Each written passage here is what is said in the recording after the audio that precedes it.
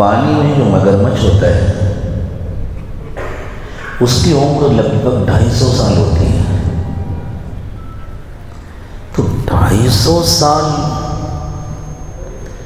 انسان کی عمر کے مقابلے میں تو بہت لمبی مدت ہے. لیکن جنات بھی اللہ کی ایک مخلوق ہے. جناتوں کی عمر عموماً 1000 سال اور ان سے اوپر کی ہوتی ہے. تو 1000 سال اور 1200 سال کے مقابلے میں تو 250 سال کچھ بھی نہیں ہے. تو سب کی عمریں الگ الگ ہیں، لیکن موت سب کو آتی ہے. ایسا نہیں کہ موت نہیں آتی. اب اگر کوئی مکھی پیدا ہوئی اور اس کو کوئی بتلائے تم جس گھر میں پیدا ہوئی ہو نا اس کا مالک ایک دن مر جائے گا، تو وہ کہے گی کیوں جھوٹ بولتے ہو؟ میرا پورا بچپن گزر گیا، میری جوانی گزر گئی، میں بوڑھی ہو گئی، پھر میری اماں نے بھی بتلایا، میری نانی نے بھی بتلایا، ان کی اماں نے بھی بتلایا، ہماری سینکڑوں نسلیں گزر گئی، آج تک مرا نہیں. اس کا مطلب یہ کہ نہیں مرے گا. تو اس دلیل میں کوئی وزن ہے؟ عمریں الگ الگ ہیں. ہر زمانے میں انسانوں کو اس کا دھوکہ ہوا. اتنے دن سے تو دنیا ختم نہیں ہوئی تو کیسے ختم ہو گئی ہے؟ اس دنیا کی بھی اللہ نے ایک عمر بنائی ہے. چاند و سورج و ستاروں کی بھی اللہ نے ایک عمر بنائی ہے. ٹھیک ہے وہ عمریں بہت لمبی ہیں، تو اللہ نے مختلف مخلوقات کی الگ الگ عمریں بنائی ہیں نا. دیکھیں آپ کے علاقے میں دھان کا پودا ہوتا ہے، اس کی کتنی عمر ہوتی ہے؟ 1 سال بھی نہیں ہوتی، چند مہینوں کی عمر ہوتی ہے. وہ بھی تو ایک درخت ہی ہے نا، ایک پودا ہے جو زمین سے ہوتا ہے، اور ایک ناریل کا پودا ہوتا ہے زمین سے. اس کی کتنی عمر ہوتی ہے؟ دونوں الگ الگ نا، دونوں کی عمروں میں فرق ہے. لیکن اگر ناریل کے جھاڑ کی، ناریل کے درخت کی عمر دھان کے پودے کے مقابلے میں لمبی ہے تو اس کی یہ معنی تو نہیں ہے کہ ناریل کا درخت کبھی مرے گا نہیں. مرتا ہے نا، ایک دن ختم ہوتا ہے، سوکھتا ہے، پھر اسے اکھاڑ کر پھینکا جاتا ہے، اس کی جگہ پر دوسرا لگایا جاتا ہے. تو اللہ تعالیٰ نے ہر چیز کی عمریں مقرر فرمائی ہیں، لیکن باقی رہنے والی ذات صرف اللہ کی ہے. اللہ کے سوا کسی مخلوق کو باقی نہیں رہنا. مخلوق فنا ہونے کے لیے بنی ہے، بقا صرف اور صرف خالق کی صفت ہے. کل من علیہا فان ویبقى وجہ ربک ذو الجلال والاکرام. ہر چیز ختم ہونے والی ہے، صرف اللہ کو باقی رہنا ہے. اللہ ہی عزت والے ہیں، اللہ ہی عظمت والے ہیں، اللہ ہی بڑائی والے ہیں. بس اللہ کو باقی رہنا ہے. حتیٰ کہ یہ جو بڑے بڑے سیارے ہیں جن میں سے بعض تو اتنے بڑے بڑے ہیں کہ ہماری زمین ان کے مقابلے میں شاید ایک چھوٹے سے کنکر کے برابر ہو. سورج سے بھی بہت بڑے بڑے سیارے ہیں، اور خود سورج ہماری زمین سے لگ بھگ 13 لاکھ گنا بڑا ہے. یعنی اگر زمین کے سائز کے سورج کے پیس کاٹے جائیں، جیسے کیک کاٹا جاتا ہے، ایسے اگر سلائز کاٹی جائیں سورج کی زمین کے سائز کی تو 13 لاکھ پیس نکلیں گے.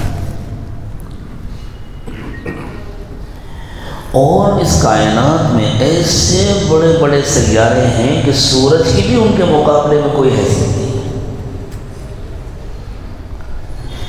ایسے گرم اور دہتے ہوئے سورج ہیں اس کائنات میں، ہمارے اس سورج سے بہت بڑے اور اتنے زیادہ گرم کہ ان کی گرمی ہمارے سورج کی گرمی سے، جو معلوم ہو چکے ہیں، جو انسانوں کے مطالعے میں آ چکے ہیں، ان کی گرمی ہمارے سورج کی گرمی سے 10,000 گنا زیادہ ہے۔ ہماری سورج کا یہ حال ہے کہ تقریباً لگ بھگ 15 کروڑ کلومیٹر کے فاصلے پر ہیں ہم لوگ سورج سے، 14 کروڑ اشاریہ کچھ کلومیٹر۔ میل سے اس کو ناپا جائے تو 9 کروڑ 30 لاکھ میل کا فاصلہ ہے سورج اور زمین کے درمیان۔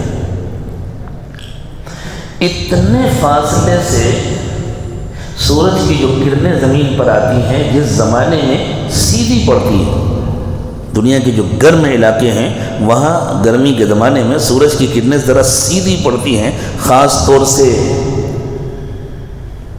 خط استوا کے جو علاقے ہیں وہاں کسی کی ہمت ہے دوپہر میں تھوڑی دیر تک دھوپ میں کھڑا ہو سکے؟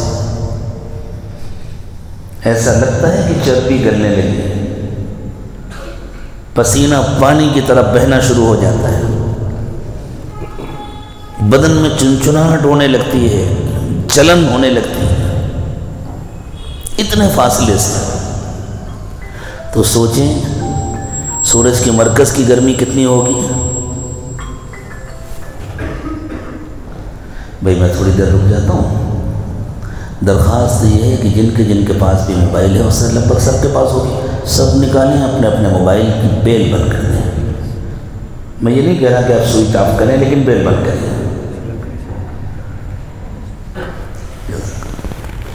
کر لیا سب نے؟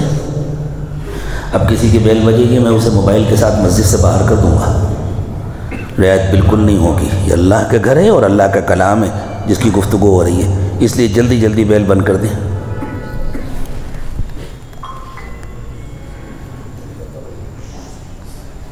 بالکل سائلنٹ کریں اس کو، اور اللہ کے گھر میں آنے کا ادب سیکھیں۔ مسجد میں موبائل سائلنٹ کر کے لایا کریں۔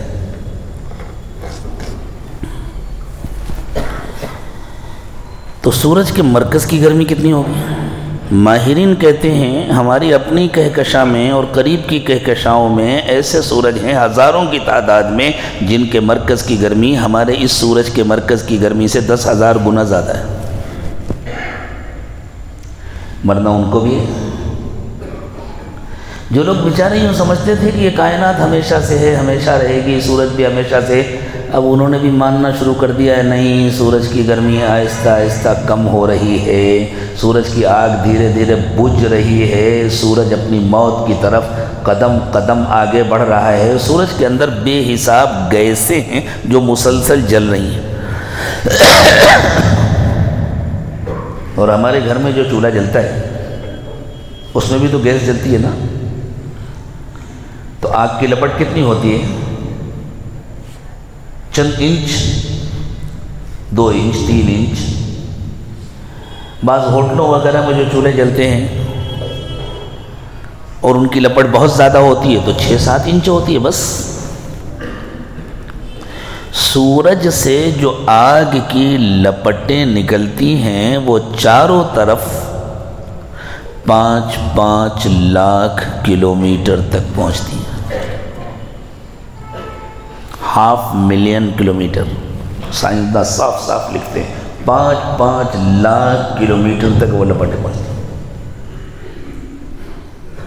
لیکن اب سائنسداں کہتے ہیں کہ اب سورج کی لپٹیں آہستہ آہستہ کم ہو رہی ہیں، اور اب انہوں نے اس کو مان لیا ہے کہ دھیرے دھیرے دھیرے دھیرے آہستہ آہستہ ہر طرف سے ایسے لپٹیں کم ہوتی جائیں گی، چونکہ گول ہے نا سورج، تو کم ہوتی جائیں گی، کم ہوتی جائیں گی، کم ہوتی جائیں گی، اور ایک وقت آئے گا کہ صرف سورج کے اندر رہ جائیں گی، وہ گھاس اس کا راکھ کا ملبہ بن جائے گا۔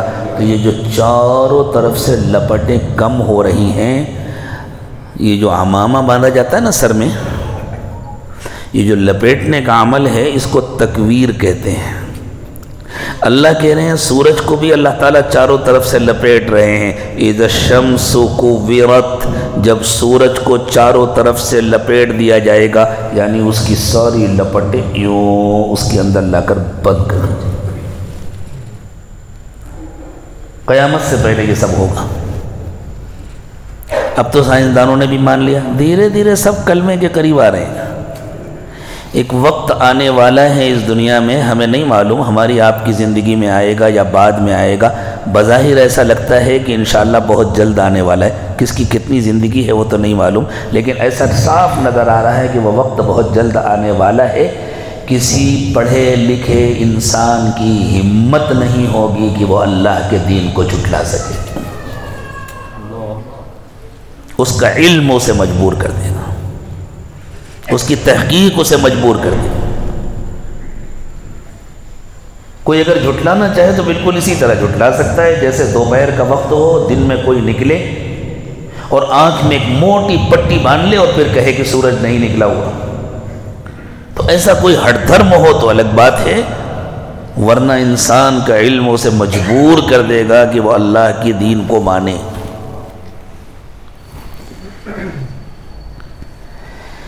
ایک سوال ہوتا تھا، ذہنوں میں آتا تھا کہ اگر واقعی یہ سیارے ختم ہوں گے، مریں گے، تو ان کا ملبہ کہاں جائے گا؟ بہت زمانے سے سائنسدانوں نے اس کو مان لیا تھا کہ سیارے بنتے بھی ہیں، مرتے بھی ہیں، ختم بھی ہوتے ہیں، لیکن ایک چھوٹا سا گھر اگر آپ اپنا توڑیں تو اس کا ملبہ اٹھا کر پھینکنا پڑتا ہے، کہیں ٹھکانے لگانا پڑتا ہے۔ اتنے بڑے بڑے سیارے جب ختم ہوتے ہیں تو ان کا ملبہ کہاں جاتا ہے؟ ابھی ماضی قریب میں ایک بڑے سائنسداں گزرے ہیں جن کو انسانی تاریخ کا سب سے بڑا سائنسداں مانا جاتا ہے۔ کہتے ہیں انہوں نے ایسی تحقیق کی کہ ان سے پہلے کوئی تحقیق نہیں کر پایا تھا۔ کیا تحقیق کی انہوں نے تحقیق کر کے یہ تلاش کیا، یہ معلوم کیا، بنانے والے تو اللہ ہیں، سب کچھ اللہ بناتے، انہوں نے اپنی تحقیق کر کے بتلایا کہ اس کائنات میں ایسے مقامات ہیں جن کی کشش ثقل اتنی زیادہ ہے کہ بڑے بڑے سیاروں کا ملبہ جب وہاں پہنچتا ہے تو وہ دب کر بالکل چھوٹا سا ہو جاتا ہے، اور سائنسدانوں نے ان کا نام رکھا ہے بلیک ہولز۔ اب وہ کہتے ہیں جب کوئی سیارہ مرتا ہے، ختم ہوتا ہے، تو وہ بس وہیں آ کر اس کا سارا ملبہ گرتا ہے اور وہ بلیک ہول اس کو اپنے اندر کھینچ لیتے ہیں اور سارا ملبہ ایسا چھوٹا سا ہو جاتا ہے جیسے چھوٹی سی گیند۔ بڑا تیر مارا انہوں نے، اتنی بڑی تحقیق کر ڈالی۔ ہم اللہ سے پوچھیں، اللہ آپ ہمیں بتلائیے کیا ہوتا ہے کائنات میں؟ تو اللہ فرماتے ہیں فَلَا أُقْسِمُ بِمَوَاقِعِ النُّجُومِ، میں قسم کھاتا ہوں ان مقامات کی جہاں ستارے آ کر گرا کرتے ہیں۔ وَإِنَّهُ لَقَسَمٌ لَوْ تَعْلَمُونَ عَظِيمٌ، تمہیں اندازہ نہیں ہے یہ بہت بڑی قسم ہے، تمہیں پتہ نہیں ہے یہ بہت بڑی قسم ہے، یہ بہت بڑی حقیقت ہے جو تمہیں دکھائی جا رہی ہے۔ کچھ نہیں چھوڑا اللہ کی کتاب نے، سب کچھ بتلایا ہے انبیاء کرام علیہم الصلاۃ نے۔ تو ساری دنیا ختم ہو گئی، ساری دنیا ختم ہو گئی۔ اب ہمارے سائنسدانوں نے بڑی محنت کر کے، بڑی تحقیق کر کے ایک بات بتلائی۔ انہوں نے کہا کہ اصل میں زمین سورج سے توانائی حاصل کرتی ہے۔ ہر مخلوق کو توانائی چاہیے، درختوں کو بھی توانائی چاہیے، انسانوں کو بھی توانائی چاہیے، طاقت چاہیے، قوت چاہیے، پاور چاہیے، ہر مخلوق کو توانائی چاہیے۔ تو زمین سورج سے توانائی حاصل کرتی ہے۔ وہ یوں کہتے ہیں جب سورج کی کرنیں لپٹنا شروع ہوں گی، کم ہونے لگیں گی، تو زمین توانائی حاصل کرنے کے لیے سورج کے اور قریب جائے گی، اور جب وہ سورج کے قریب جائے گی تو ابھی اللہ تعالیٰ نے نظام ایسا بنایا ہوا ہے کہ ایک کشش ثقل ہے، ایک بندھن ہے نہ نظر آنے والا، جس نے زمین کو بھی پکڑ رکھا ہے، سورج کو بھی پکڑ رکھا ہے، اور اسی دائرے کے اندر زمین بھی چکر لگا رہی ہے۔ سورج کا اپنا ایک دائرہ ہے، سورج بھی اس میں چکر لگا رہا ہے۔ اللہ تعالیٰ نے سورہ یاسین میں فرمایا وَكُلٌّ فِي فَلَكٍ يَسْبَحُونَ، سب اپنے اپنے دائرے میں چکر لگا رہے ہیں۔ جب زمین توانائی حاصل کرنے کے لیے سورج کے قریب ہوگی تو یہ جو کشش ثقل کا بندھن ہے یہ کھینچے گا، تنے گا، اور جاتے جاتے جاتے جاتے ایک وقت آئے گا کہ یہ بندھن ٹوٹ جائے گا۔ اور کہتے ہیں جب یہ بندھن ٹوٹ جائے گا تو زمین بڑی تیزی میں دوڑتی ہوئی سورج کی طرف جائے گی، اتنی لمبی مسافت طے کرے گی اور ایسے ایسے ہچکولے کھائے گی پوری زمین، جس کو الفاظ میں بیان کرنا ممکن نہیں ہے۔ اور جا کر وہ سورج سے ٹکرائے گی اور پھر وہاں بھی توانائی نہیں ملے گی، پھر اسی قوت کے ساتھ واپس آئے گی، ٹوٹ پھوٹ کر ختم ہو جائے گی۔ کیونکہ ثقل کا نظام ختم ہو چکا ہوگا، کشش کے بندھن ٹوٹ چکے ہوں گے، اس کے نتیجے میں زمین میں کوئی چیز باقی نہیں رہ جائے گی، پہاڑ بھی باقی نہیں رہ جائیں گے، پہاڑ بھی روئی کے گالوں کی طرح اڑنا شروع ہو جائیں گے، اس لیے کہ پہاڑوں کو بھی زمین سے چپکا رکھا ہے اسی کشش ثقل کے نظام میں۔ وہ جو گریویٹی فورس ہے اس نے پکڑ رکھا ہے، وہ ختم ہو جائے گی۔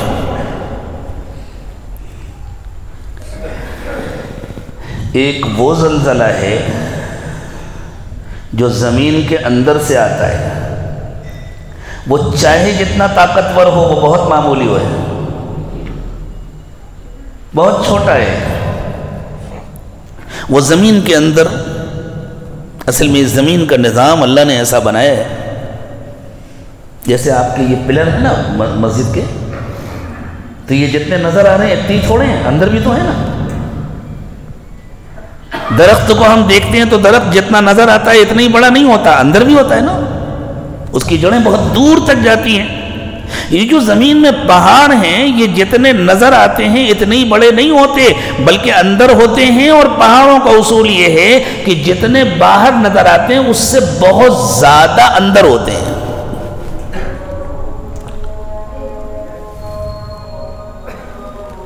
آپ کی یہاں اذان کب ہوگی؟ اچھا جماعت، اچھا گنجائش، جزاکم اللہ۔ تو اور جس طرح درخت کی جڑیں سیدھی نہیں جاتی، کچھ گہرائی تک سیدھی بھی جاتی ہیں پھر پھیلتی ہیں، یہی حال پہاڑوں کی جڑوں کا ہے، وہ پوری سیدھی نہیں جاتی، اندر گہرائی میں سیدھی بھی جاتی ہیں اور ساتھ میں پھیلتی ہیں۔ پہاڑوں کی جڑیں پوری زمین میں پھیلی ہوئی ہیں۔ اسی لیے آپ کو حیرت ہوگی کہ قرآن پاک نے میٹھے پانی کا جب تذکرہ کیا تو پہاڑوں کے ساتھ کیا۔ پہاڑوں کا اور میٹھے پانی کا جوڑ ہے۔ میٹھا پانی پہاڑوں میں کہاں سے آتا ہے؟ سمندروں سے پانی بھاپ کی شکل میں اٹھتا ہے، بادلوں میں جاتا ہے، پھر بادلوں سے کچھ تو پانی بن کر برستا ہے، کچھ برف بن کر پہاڑوں پر جم جاتا ہے۔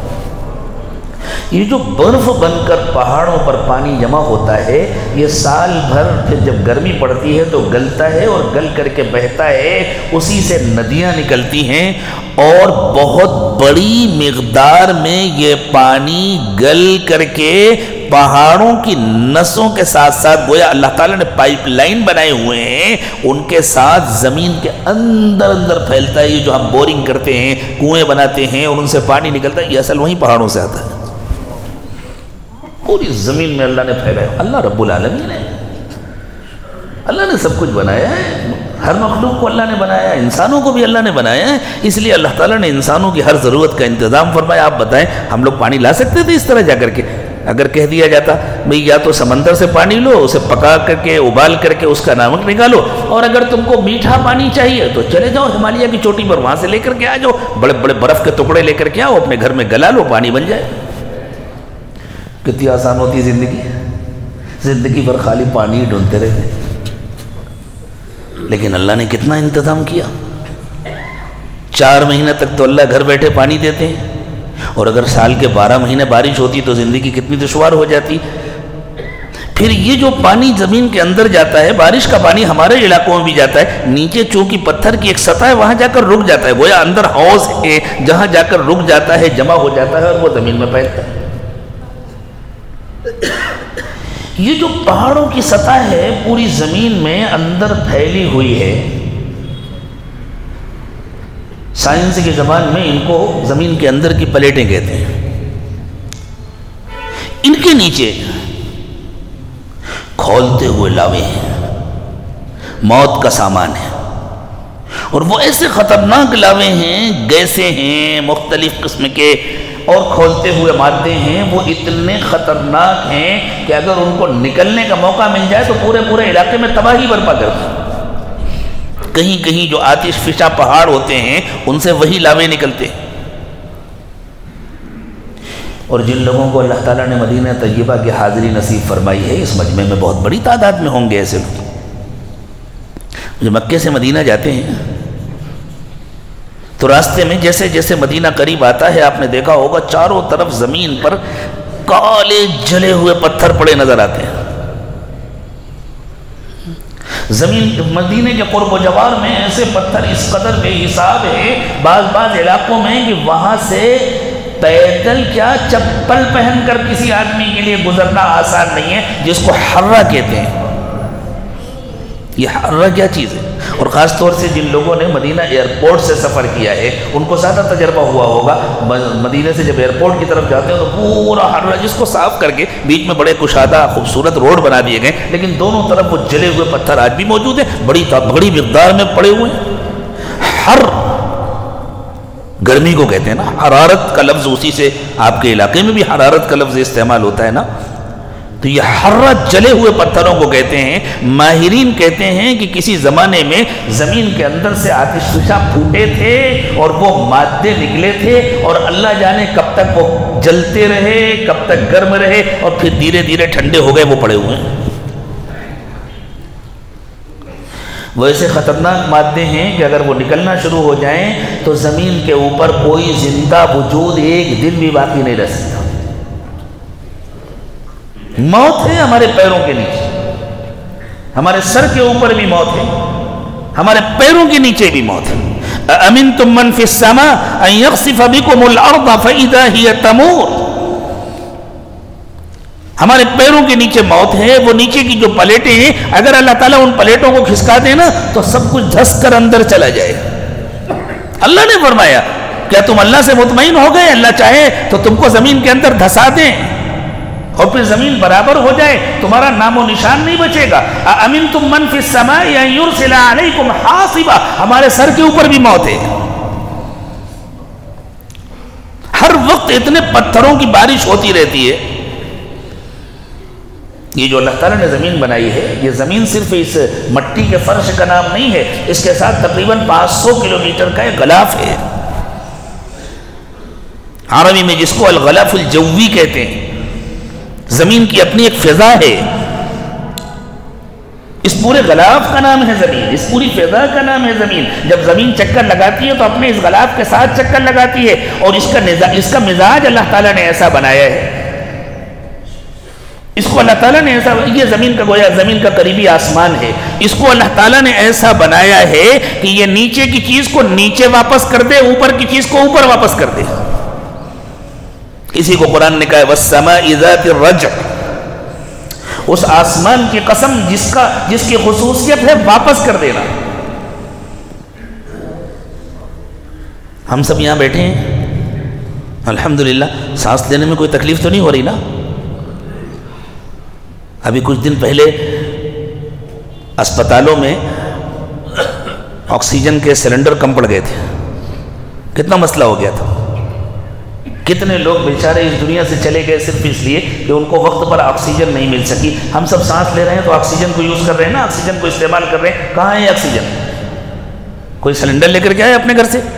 یہاں موجود ہے نا آکسیجن. پوری فضا کے اندر آکسیجن موجود ہے. گیس ہلکی ہوتی ہے، گیس اڑتی ہے. گیس کو کسی غبارے میں بھر کر چھوڑ دیا جائے تو غبارہ اوپر جاتا ہے، اور کہیں سے پیک تو نہیں کیا گیا، کوئی دیواریں نہیں بنائی گئیں، کوئی رکاوٹیں نہیں ہیں، تو اس گیس کو اڑ کر کے چلا جانا چاہیے تھا، ختم ہو جانا چاہیے تھا۔ یہ گیس ختم کیوں نہیں ہوتی؟ اس لیے کہ اللہ تعالیٰ نے زمین کا غلاف ایسا بنایا ہے کہ گیسیں اس سے باہر نہیں نکل سکتی، وہاں تک پہنچنے کے بعد وہ غلاف ساری گیسوں کو نیچے واپس کر دیتا ہے، اور اوپر سے جو ہر وقت پتھروں کی بارش ہوتی رہتی ہے، وہ اتنی بارش ہوتی ہے کہ اگر اس غلاف کو چند سیکنڈ کے لیے ہٹا دیا جائے تو زمین پر کوئی زندہ مخلوق باقی نہ رہ جائے، ایسی بارش ہو کوئی عمارت باقی نہ رہ جائے، سب ٹوٹ پھوٹ کر ختم ہو جائے، لیکن اوپر سے جتنے پتھر آتے ہیں وہ اس غلاف سے ٹکرا کر کے ختم ہو جاتے ہیں، واپس ہو جاتے ہیں، جل کر بھسم ہو جاتے ہیں۔ یہ ہے اس زمین کا مزاج، والسماء ذات الرجع۔ ایسے انتظامات کیے ہیں اللہ تعالیٰ نے۔ جن بستیوں پر پتھر برسے، قرآن پاک میں ایسی بستیوں کا تذکرہ ہے نا جن پر پتھروں کی بارش ہوئی۔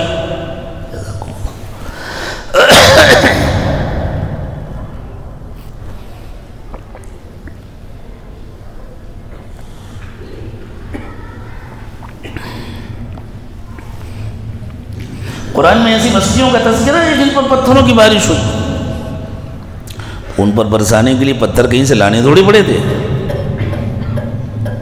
ارے بھائی جیسے بارش ہو رہی ہے، پانی برس رہا ہے، اور ایک آدمی کھڑا ہوا ہے روڈ پر، کسی نے اس کے اوپر چھتری لگا رکھی ہے تو وہ پانی سے بچا رہے گا نا۔ اب اگر اس کو بھگانے کا دل چاہے تو کیا کرنا ہے؟ تھوڑی دیر کے لیے چھتری بند کر دو، پانی تو برس ہی رہا ہے، پانی کہیں سے لانے کی ضرورت نہیں، وہ بھیگ جائے گا۔ اللہ نے بھی ایک چھتری بنا رکھی ہے۔ جن بستیوں کو اللہ نے تباہ کرنا چاہا ان کے لیے تھوڑی دیر کے لیے فرشتوں سے کہہ دیا ذرا یہ چھتری ہٹا دو، بس جیسی چھتری ہٹی پتھروں کی بارش شروع ہوگی۔ اب دھیرے دھیرے سائنسدانوں نے سب ماننا شروع کر دیا ہے، آ رہے ہیں آہستہ آہستہ، جائیں گے کہاں؟ کلمہ پڑھنا ہی پڑے گا، خالق و مالک کو ماننا ہی پڑے گا، اللہ رب العالمین ہے، اللہ کو چھوڑ کر کوئی نہیں جا سکتا، اور زندگی بھر انکار کرتا رہے تب بھی بچ کر تھوڑی کہیں جائے گا، اللہ ہی کے پاس جانا ہے۔ تو ہمارے سر کے اوپر بھی موت ہے، ہمارے پیر کے نیچے بھی موت ہے۔ جیسے کبھی کبھی اللہ تعالیٰ اوپر کی چھتری ہٹا دیتے ہیں، پتھر برسنے لگتے ہیں، اللہ سب کی حفاظت فرمائے، اللہ اپنی سزا سے اپنی پکڑ سے حفاظت فرمائے۔ کبھی کبھی اندر کی پلیٹیں کھسک جاتی ہیں اور نیچے کے لاوے زور کے ساتھ ٹکراتے ہیں زمین سے تو وہ پورا علاقہ ہل جاتا ہے، اسی کا نام زلزلہ ہے۔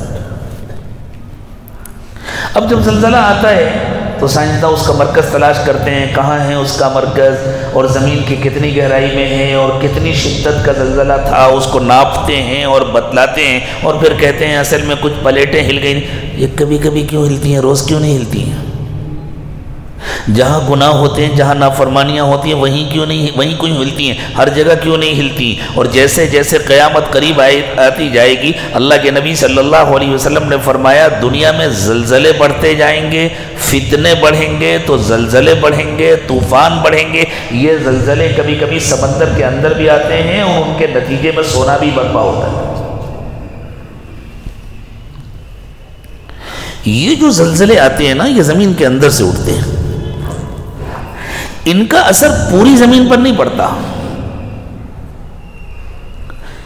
ایک علاقہ متاثر ہوتا ہے، لیکن سورۃ الزلزال میں اللہ تعالیٰ نے جس زلزلے کا تذکرہ کیا ہے یہ اندر سے نہیں اٹھے گا، اس کا اثر پوری زمین پر پڑے گا، پوری زمین پر جھٹکا لگے گا۔ اذا زلزلت الارض زلزالها، میں جس طرح ہاتھ سے حرکت کر کے بتلا رہا ہوں، آپ یقین مانیں اس سلسلے میں آپ کسی سائنسی لیکچر کو اگر سنیں گے تو وہاں لیکچر دینے والا اسی طرح ہاتھ ہلا کر بتلائے گا، زمین یوں حرکت کرتی ہوئی سورج کی طرف جائے گی اور پوری زمین کو ایسے جھٹکے لگے گے۔ اور آسانی کے ساتھ سمجھیں، جیسے کسی ربر کے گیند کو پوری طاقت کے ساتھ آپ زمین پر ماریں تو وہ کس طرح اوپر جاتی ہے، حالانکہ وہ تو سیدھی اوپر جاتی ہے، زمین سیدھی اوپر نہیں جائے گی، زمین ایسے ایسے ہاتھ کرتے ہوئے سورج کی طرف دوڑتی ہوئی جائے گی۔ کیا حال ہوگا اس وقت؟ پھر پھر چونکہ اندر جو کچھ بھی ہے وہ کیوں رکا ہوا ہے؟ گریویٹی فورس کی وجہ سے نا. پہاڑ بھی اندر اسی لیے رکے ہوئے ہیں کہ اس طاقت نے پکڑا ہوا ہے. جب وہ طاقت ختم ہو جائے گی تو کوئی چیز کہیں رک نہیں پائے گی. نہ کوئی جاندار رک سکے گا، نہ کوئی بے جان چیز رک سکے گی. انسان تو اس وقت زندہ نہیں رہے گا، لیکن اگر انسان زندہ ہو تو وہ پتنگوں کی طرح اڑتا پھرے. یوم یکون الناس کالفراش المبثوث وتکون الجبال کاللحد المنفوش. دل تو یہ چاہتا ہے کہیں کسی جگہ کوئی سائنس سے لیکچر ہو رہا ہو اور وہاں جا کر ان کو یہ آیات پڑھ کر سنا دیں. ذرا ان پہ بھی غور کر لیجیے. اور ایسے واقعات ہوئے ہیں دنیا میں، دسیوں ایسے واقعات ہوئے ہیں جہاں کسی لیکچرر نے ان موضوعات پر لیکچر دیا ہے اور اس بیچارے کو معلوم بھی نہیں ہے کہ قرآن کیا کہتا ہے، اور کسی نے جا کر کے آیات سنا دی اور اس نے وہی کلمہ پڑھا ہے. ہم سوچ بھی نہیں سکتے تھے 1400 سال پہلے آنے والی کتاب میں یہ باتیں لکھی ہوں گی. واقعی اللہ کی کتاب ہے. امریکہ کے ایک بہت بڑے پادری اور بہت بڑے سائنسداں، علم جنین کے ماہر ہیں. یہ جو بچے کی پیدائش سے متعلق علم ہے اس کو علم الجنین کہتے ہیں. مجھے نہیں معلوم کہ اب وہ زندہ ہیں یا نہیں. سعودی عرب میں رابطہ عالمی اسلامی کا جو قرآن اور سائنس سے متعلق تحقیقی شعبہ ہے اس کے ذمہ دار ہوا کرتے تھے یمن کے ایک بڑے مشہور عالم تھے. مجھے نام یاد آ گیا الحمدللہ، شیخ عبد المجید زندانی. اب تو بہت بوڑھے ہو گئے، اللہ کرے کہ ابھی حیات ہوں، اللہ تعالیٰ ان کی عمر میں برکت دے. ریٹائرڈ ہو چکے. اس زمانے میں وہ باقاعدہ پروفیسر تھے اور بڑا تحقیقی مواد انہوں نے جمع کیا تھا. ایک زمانے میں ہم بھی رابطہ عالمی اسلامی سے ان کے تحقیقی مضامین اور ان کی کتابیں لے کر کے آئے تھے. بھئی یہ جو کچھ بھی ہے نا وہ کہیں سے پڑھ کر کے تو آئے ہیں. تو ان حضرات کی محنتیں، ان کی تحقیقات ہیں. تو شیخ عبد المجید زندانی کی بڑی اچھی دعوتی کوششیں اس قسم کے پڑھے لکھے لوگوں کے درمیان. تو ایک مرتبہ ریاض میں علم جنین سے متعلق ایک کانفرنس تھی جس میں دنیا بھر کے چوٹی کے ماہرین جمع تھے. وہ امریکہ سے ایک بڑے ڈاکٹر بھی آئے ہوئے تھے جو اس فن کے ماہر، اس کے ساتھ اپنے مذہب کے بھی عالم، چرچ کے پادری. ان کے والد کا بنایا ہوا ایک چرچ تھا، اس میں گویا وہ اپنی زبان میں ہم کہہ لیں امام کے حیثیت سے تھے. بڑے ذمہ دار، بڑے عالم اور بڑے سنجیدہ اور بڑے علمی اور فکری آدمی وہ بھی آئے ہوئے تھے. تو عبد المجید زندانی صاحب نے سوچا کہ موقع سے فائدہ اٹھانا چاہیے. ان کے پاس گئے، ہم آپ کا انٹرویو لینا چاہتے ہیں. ٹھیک ہے، کہا آپ اپنے فن کے ماہر ہیں، آپ ہمیں بتلائیں کہ جب بچہ بنتا ہے تو پہلے مرحلے میں وہ کیسا ہوتا ہے؟ تو انہوں نے کہا کہ پہلے مرحلے میں اس کی شکل جونک جیسی ہوتی ہے. جونک معلوم ہے؟ پتہ نہیں آپ کے یہاں کیا کہتے ہیں اس کو؟ جونک ہی کہتے ہیں نا. جونک کی شکل ذہن میں لائیے. آگے سے منہ کی طرف سے ذرا بڑی موٹی ہوتی ہے اور پیچھے بالکل پتلی ہوتی جاتی ہے. یہ اس مرحلے میں جب بچہ ہوتا ہے، نطفہ جب اس مرحلے میں ہوتا ہے جونک کی شکل میں، تو یہ اتنا چھوٹا ہوتا ہے کہ آنکھ سے دیکھا نہیں جا سکتا. حتیٰ کہ عام خوردبین سے بھی دیکھا نہیں جا سکتا. جو عام سی خوردبین ہوتی ہیں جن میں کسی چیز کو بڑا کر کے زوم کر کے دکھاتے ہیں، اس سے بھی نہیں دیکھا جا سکتا. جو نہایت طاقتور الیکٹرانک برقی خوردبین ہوتی ہیں جن میں کسی چیز کو کئی ہزار گنا بڑھا کر دیکھا جا سکے، ان سے دیکھا جا سکتا ہے. تو انہوں نے بتلایا کہ وہ جونک کی شکل ہوتی ہے۔ اچھا صاحب، پوچھا اس کو دیکھ سکتے ہیں؟ نہیں، بالکل نہیں دیکھ سکتے۔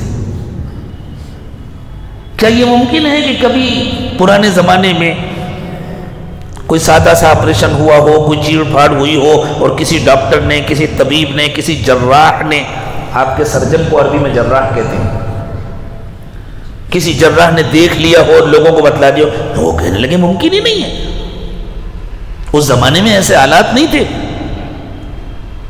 اچھا تو یہ بتلائیے کہ ایسے آلات کب انسانوں کے پاس آئے، کب بنے جن کے ذریعے اس کو دیکھا جا سکے؟ تو انہوں نے کہا پچھلی صدی میں،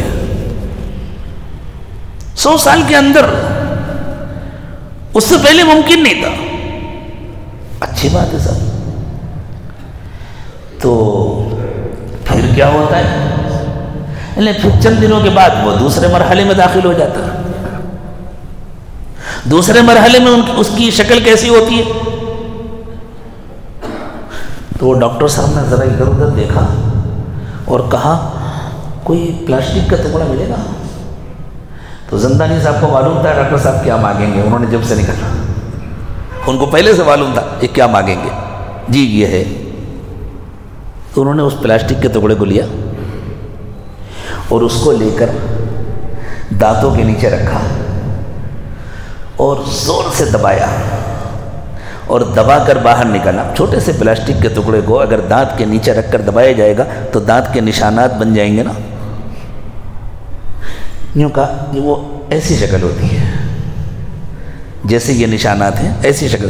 اچھا اس کو بھی آنکھ سے دیکھا جا سکتا؟ نہیں نہیں، یہ بھی اتنا چھوٹا ہوتا ہے کہ آنکھ سے نہیں دیکھا جا سکتا۔ اچھا خوردبین سے دیکھ سکتے ہیں؟ نہیں، سادی خوردبین سے اس کو بھی نہیں دیکھا جا سکتا۔ اچھا ایسے آلات جس سے ان کو دیکھا جا سکے کب؟ نا بس 100 سال کے اندر اندر، اس سے پہلے۔ کہ ڈاکٹر صاحب ہم آپ سے ایک بات کہتے ہیں، اگر کسی کتاب نے 1400 سال پہلے کے بتلایا ہو کہ بچہ پہلے مرحلے میں جونک کی شکل کا ہوتا ہے، دوسرے مرحلے میں چبائی ہوئی بوٹی کی شکل کا ہوتا ہے، تو آپ کیا کہیں گے؟ تو انہوں نے کہا ممکن نہیں ہے، 1400 سال پہلے کسی کو یہ بات نہیں معلوم ہو سکتی۔ ٹھیک ہے نہیں معلوم ہو سکتی، اگر معلوم ہوئے تو آپ کیا کہیں گے؟ آپ یہ کہیں گے کہ کسی انسان نے یہ بات کہی؟ تو انہوں نے کہا نہیں، بالکل انسان نہیں کہہ سکتا یہ بات، چونکہ وہ مذہبی آدمی تھے، اللہ کو تو مانتے تھے۔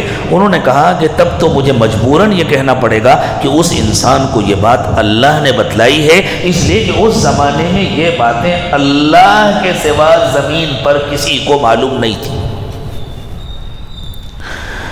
تو شیخ زندانی صاحب نے ان کے سامنے قرآن کھول کر پیش کیا، کہنے کہ یہ لیجئے ڈاکٹر صاحب، 1400 سال پہلے آنے والا قرآن ہے اور اس کی یہ آیت کریمہ ہے، ذرا آپ اس میں غور کر لیں، اللہ تعالیٰ نے کیا فرمایا۔ میں آپ کو وہ آیت پڑھ کر سناتا ہوں۔ اور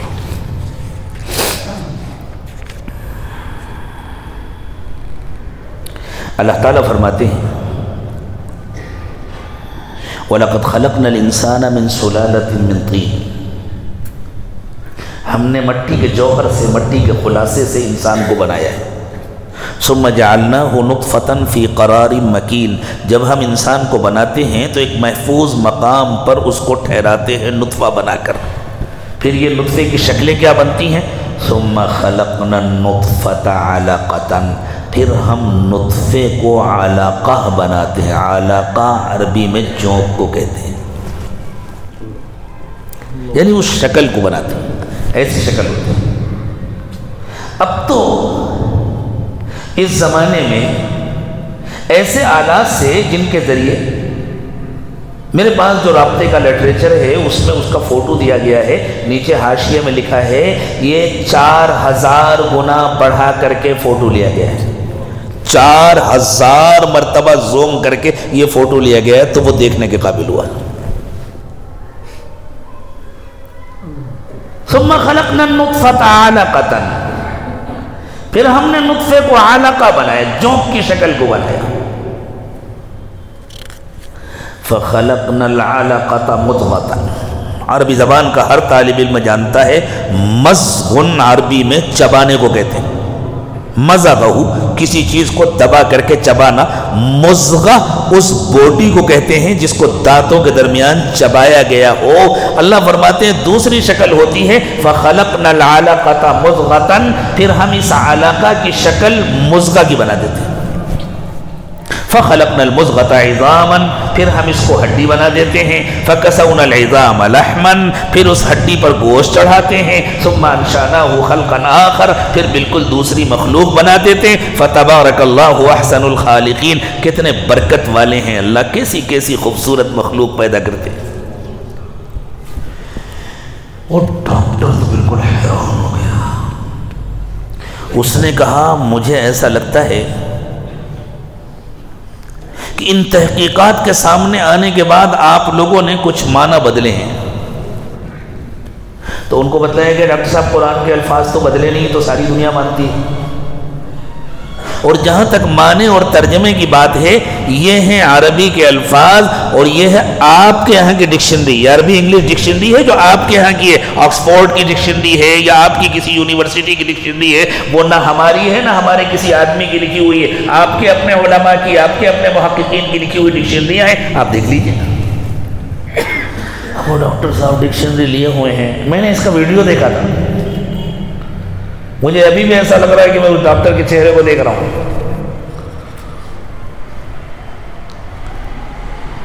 آج سے تقریباً 30 سال 28 سال 30 سال پہلے میں نے اس کا ویڈیو دیکھا. حیران وہ ڈاکٹر، اور وہ قرآن کے الفاظ کو دیکھ رہا ہے اور اس کے بعد اس ڈکشنری کو دیکھ رہا ہے. اور دیکھنے کے بعد کہا میری گواہی نوٹ کر لیجئے کہ قرآن اللہ کی کتاب ہے. میری گواہی نوٹ کیجئے، قرآن اللہ کی کتاب ہے. کوئی انسان یہ بات نہیں کہہ سکتا. اور ڈاکٹر صاحب جب امریکہ پہنچے تو امریکہ کے میڈیا ٹوٹ پڑا ان پر. وہ بیچارے کہاں اس کو ہضم کر سکتے تھے. ڈاکٹر صاحب کیا آپ مسلمان ہو گئے؟ انہوں نے کہا میں مسلمان تو نہیں ہوا،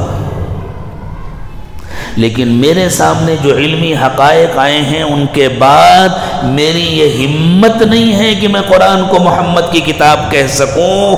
میں مجبور ہوں یہ ماننے پر کہ قرآن اللہ کی کتاب ہے. صلی اللہ علیہ وسلم. محمد تو ایک انسان ہے. اس نے کہا اس زمانے کا کوئی بڑا سے بڑا پڑھا لکھا انسان، محمد صلی اللہ علیہ وسلم تو امی تھے، آپ نے تو کہیں پڑھا لکھا نہیں تھا. اور عربوں کے ہاں اتنے علوم کہاں سے آتے؟ اس زمانے میں جو بڑا سے بڑا فلاسفر اور بڑا سے بڑا پڑھا لکھا انسان ہو سکتا تھا، اسے ان باتوں کی ہوا نہیں لگ سکتی تھی. تو کوئی انسان اپنی طرف سے کیسے کہہ سکتا ہے یہ اللہ کی کتاب ہے؟ اللہ منواتے ہیں اس طرح. تو اللہ تعالیٰ نے ہر بات بتلائی ہے. ما فرطنا فی الکتاب من شیء. اللہ فرماتے ہیں ہم نے اپنی کتاب میں کوئی چیز چھوڑی نہیں ہے. کوئی صاحب آ کر کے کہیں میری گلی کا نام بتاؤ، قرآن میں دکھاؤ. جب اللہ کہتے ہیں میں نے کوئی بات چھوڑی نہیں ہے، ہم نے ہر بات لکھی ہے، تو پھر ہماری گلی کا بھی نام ہونا چاہیے اور ہمارے مکان کا نمبر بھی ہونا چاہیے. ہدایت سے متعلق کوئی بات جس کی انسانوں کو ضرورت ہو ایسی نہیں ہے جس کو قرآن نے ذکر نہ کیا ہو. قرآن کتاب ہدایت ہے. ذالک الکتاب لا ریب فیہ ھدی للمتقین. قرآن کتاب ہدایت ہے. شہر رمضان الذی انزل فیہ القرآن ھدی للناس. رمضان کے مہینے میں قرآن انسانوں کی ہدایت کے لیے اترا ہے. ہدایت سے متعلق کوئی ایسی بات جس کی انسانوں کو ضرورت ہو ممکن نہیں ہے کوئی ایسی بات جو قرآن میں موجود ہو. تو اللہ تعالیٰ نے بتلایا ایسا زبردست زلزلہ آئے گا، پوری زمین ہچکولے کھائے گی. انسان اگر موجود ہو تو پتنگوں کی طرح اڑتا پھرے. انسان تو اس سے پہلے ہی ختم ہو چکے ہوں گے. پہاڑ زمینوں سے نکل جائیں گے کیونکہ جو پکڑ ہے وہ ختم ہو جائے گی. وَتَكُونُ الْجِبَالُ كَالْإِحْنِ الْمَنْفُوشِ. جیسے بھیڑ کے بال نکالے جائیں اور ان کو مشین سے دھن دیا جائے تو اور ہلکے ہو جائیں گے نا. ویسے بھی بال ہلکا ہوتا ہے. بیڑ کی جو اون ہے وہ ویسے بھی ہلکی ہوتی ہے، اور اس کو مشین سے دھن دیا جائے تو اور ہلکا ہو جائے گا. ہلکا سا اگر ہاتھ میں رکھ کر کے پھونک دو تو وہ اڑتا چلا جاتا ہے. اللہ فرما رہے ہیں بڑے بڑے پہاڑ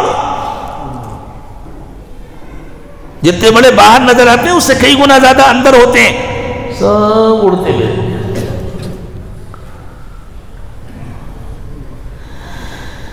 لیکن اس کا ہم سے کیا تعلق ہے؟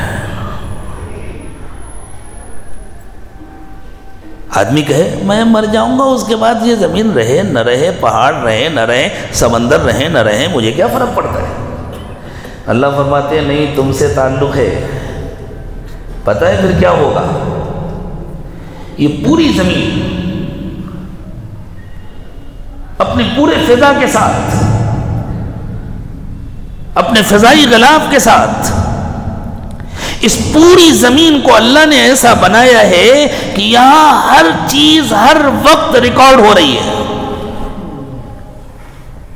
ہر آواز ریکارڈ ہو رہی ہے. ما يلفظ من قول الا لديه رقیب عتید. یہاں ہر آواز ریکارڈ ہوتی ہے، کسی کی کوئی بات منہ سے نکلی ختم نہیں ہوتی. اور اب سائنس نے بھی اس کا اعتراف کر لیا ہے کہ ہر آواز محفوظ رہتی ہے، ان کو دوبارہ پلٹ کر سننا ممکن ہے. کوششیں ہو رہی ہیں کہ پرانی آوازوں کو ضبط کیا جائے اور ان کو سننے کی کوشش کی جائے. ہو سکتا ہے کبھی یہ وقت آ جائے اور لوگوں کو بتلایا جائے کہ یہ 200 سال پرانی، یہ 500 سال پرانی، یہ فلاں کی تقریر، یہ فلاں کا بیان.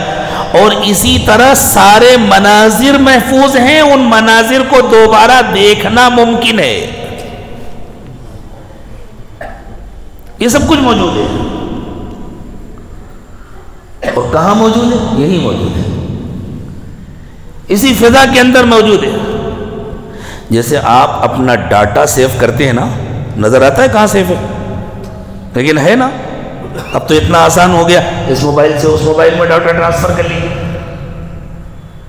سب گوگل میں سیو کر دیجیے، پھر واپس منگا لیجیے. جیسے ہی آپ نے اپنا پاسورڈ ڈالا سب آنا شروع ہو جاتا ہے. ڈھونڈتے پھرے بھائی ہے کہاں، کہیں نظر آتا ہے؟ یہ انسانوں کا بنایا وہ نظام ہے جس میں ڈاٹا اس طرح سیو ہوتا ہے. تو انسانوں کو تو اللہ نے بنایا ہے، انسانوں کو عقل بھی اللہ نے دی ہے، انسانوں کو علم بھی اللہ تعالیٰ نے دیا ہے، اور جس سسٹم کو انسان استعمال کرتا ہے اس سسٹم کو بھی تو اللہ نے بنایا ہے نا. اور وہ آج جب انسانوں نے اس سسٹم کو دریافت کر لیا ہے تو آج تھوڑی اللہ نے بنایا ہے، اللہ نے اس دن سے بنایا ہے جس دن سے اللہ نے زمین بنائی تھی. تو حضرت آدم سے لے کر آج تک جتنے انسان پیدا ہوئے سب کی زندگی کا مکمل ڈاٹا سیف ہے، اور قیامت تک جتنے انسان پیدا ہوں گے سب کی زندگیوں کا مکمل ڈاٹا سیف ہے. سب کچھ یہاں محفوظ ہے، اور جب وقت آئے گا تو سب کچھ انسانوں کے سامنے آ جائے گا. صرف لکھا ہوا نہیں آئے گا کہ فرشتے لکھ کر کے کتاب میں لے کر کے آئیں گے. یہ تو سمجھانے کے لیے رسول اللہ صلی اللہ علیہ وسلم نے یہ بات کہی. اصل میں فرشتے مقرر ہیں اس ڈاٹا کو سیف رکھنے کے لیے. یہ سب کچھ انسانوں کے سامنے آئے گا. ہمارا یہاں بیٹھنا ہمیں نظر آئے گا، ہمارا چلنا پھرنا ہمیں نظر آئے گا، ہمارا بولنا ہمیں سنائی دے گا، ہمارا کام کرنا ہمیں نظر آئے گا. اذا زلزلت الارض زلزالها، جب پوری زمین کو ہلایا جائے گا. واخرجت الارض اثقالها، اور جب زمین اپنے سارے بوجھ باہر نکال دے گی، جب وہ بندھن ختم ہو جائیں گے تو سب کچھ باہر آ جائے گا. وقال الانسان ما لها،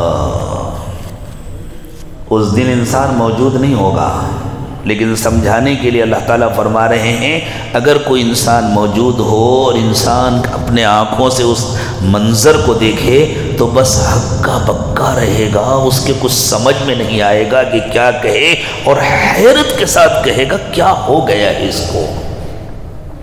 ما لها، کیا ہوا ہے اس زمین کو، کوئی وجہ سمجھ میں نہیں آئے گی، عقل میں بات نہیں آئے گی. یومئذ تحدث اخبارها بان ربك اوحى لها، اس دن زمین اپنے سارے واقعات بیان کرے گی، ساری خبریں سنائے گی، سب کچھ بتائے گی. کیسے بتائے گی؟ بِأَنَّ رَبَّكَ أَوْحَى لَهَا، اس لیے کہ تمہارے رب نے وہ سب کچھ زمین کو سکھایا ہے۔ ایک بہت بڑی حقیقت بتلائی گئی ہے کہ اس وقت تک کے لیے سارا ڈاٹا سیف ہے۔ بِأَنَّ رَبَّكَ أَوْحَى لَهَا، یہ اللہ کا بنایا ہوا نظام ہے، اللہ نے ایسا نظام بنایا، اور اس نظام کو چلانے کے لیے اور اس نظام کو سنبھالنے کے لیے اور زمین میں ہر انسان کا الگ الگ سارا ڈاٹا سیف رکھنے کے لیے اللہ تعالیٰ نے فرشتوں کو مقرر کیا ہوا ہے۔ فرشتے اللہ کے کائنات کے کارندے ہیں، فرشتے اللہ کا حکم پورا کرتے ہیں، تو یہ زمین پر اللہ کا بنایا ہوا نظام ہے۔ جب وقت آئے گا زمین سارا ڈاٹا پیش کر دے گی اللہ کے حکم سے۔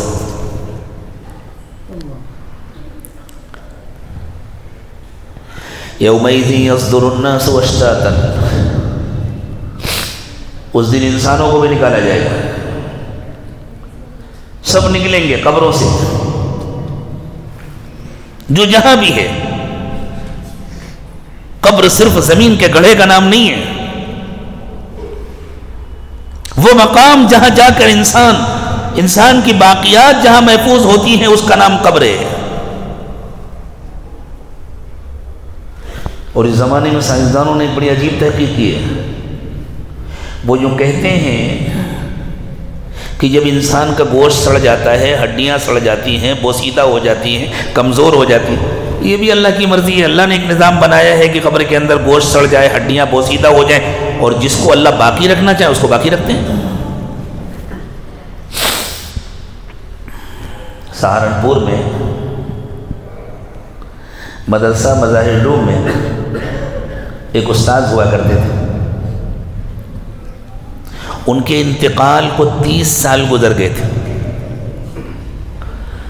یہ واقعہ میں آپ لوگوں کو جان بوجھ کے اس لیے سنا رہا ہوں کہ آپ کے چک منگلور ضلع کے ایک عالم تھے، اس ضلع کے کسی قصبے کے، وہ بھی سہارنپور کے پڑھے ہوئے تھے،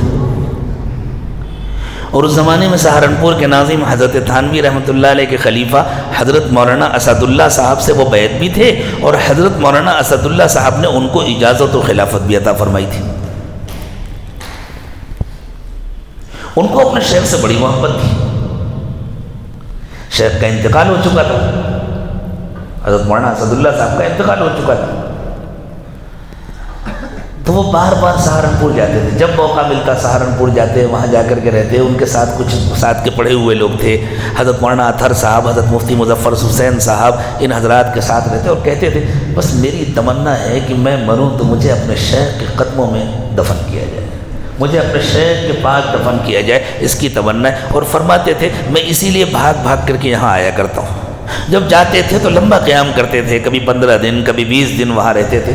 آخری مرتبہ جب وہ وہاں تشریف لے گئے تو جانے کے بعد انہوں نے اپنے دوستوں سے کہا بھائی اب کی تو اللہ سے مانگ کر مرنے آیا ہوں، اچھے بھلے صحت مند، اور کہنے لگے اب کی تو اللہ سے مانگ کر آیا ہوں، بس اب واپس نہیں جاؤں گا انشاءاللہ، اب تو مرنے آیا ہوں۔ وہاں چند دن انہوں نے قیام کیا،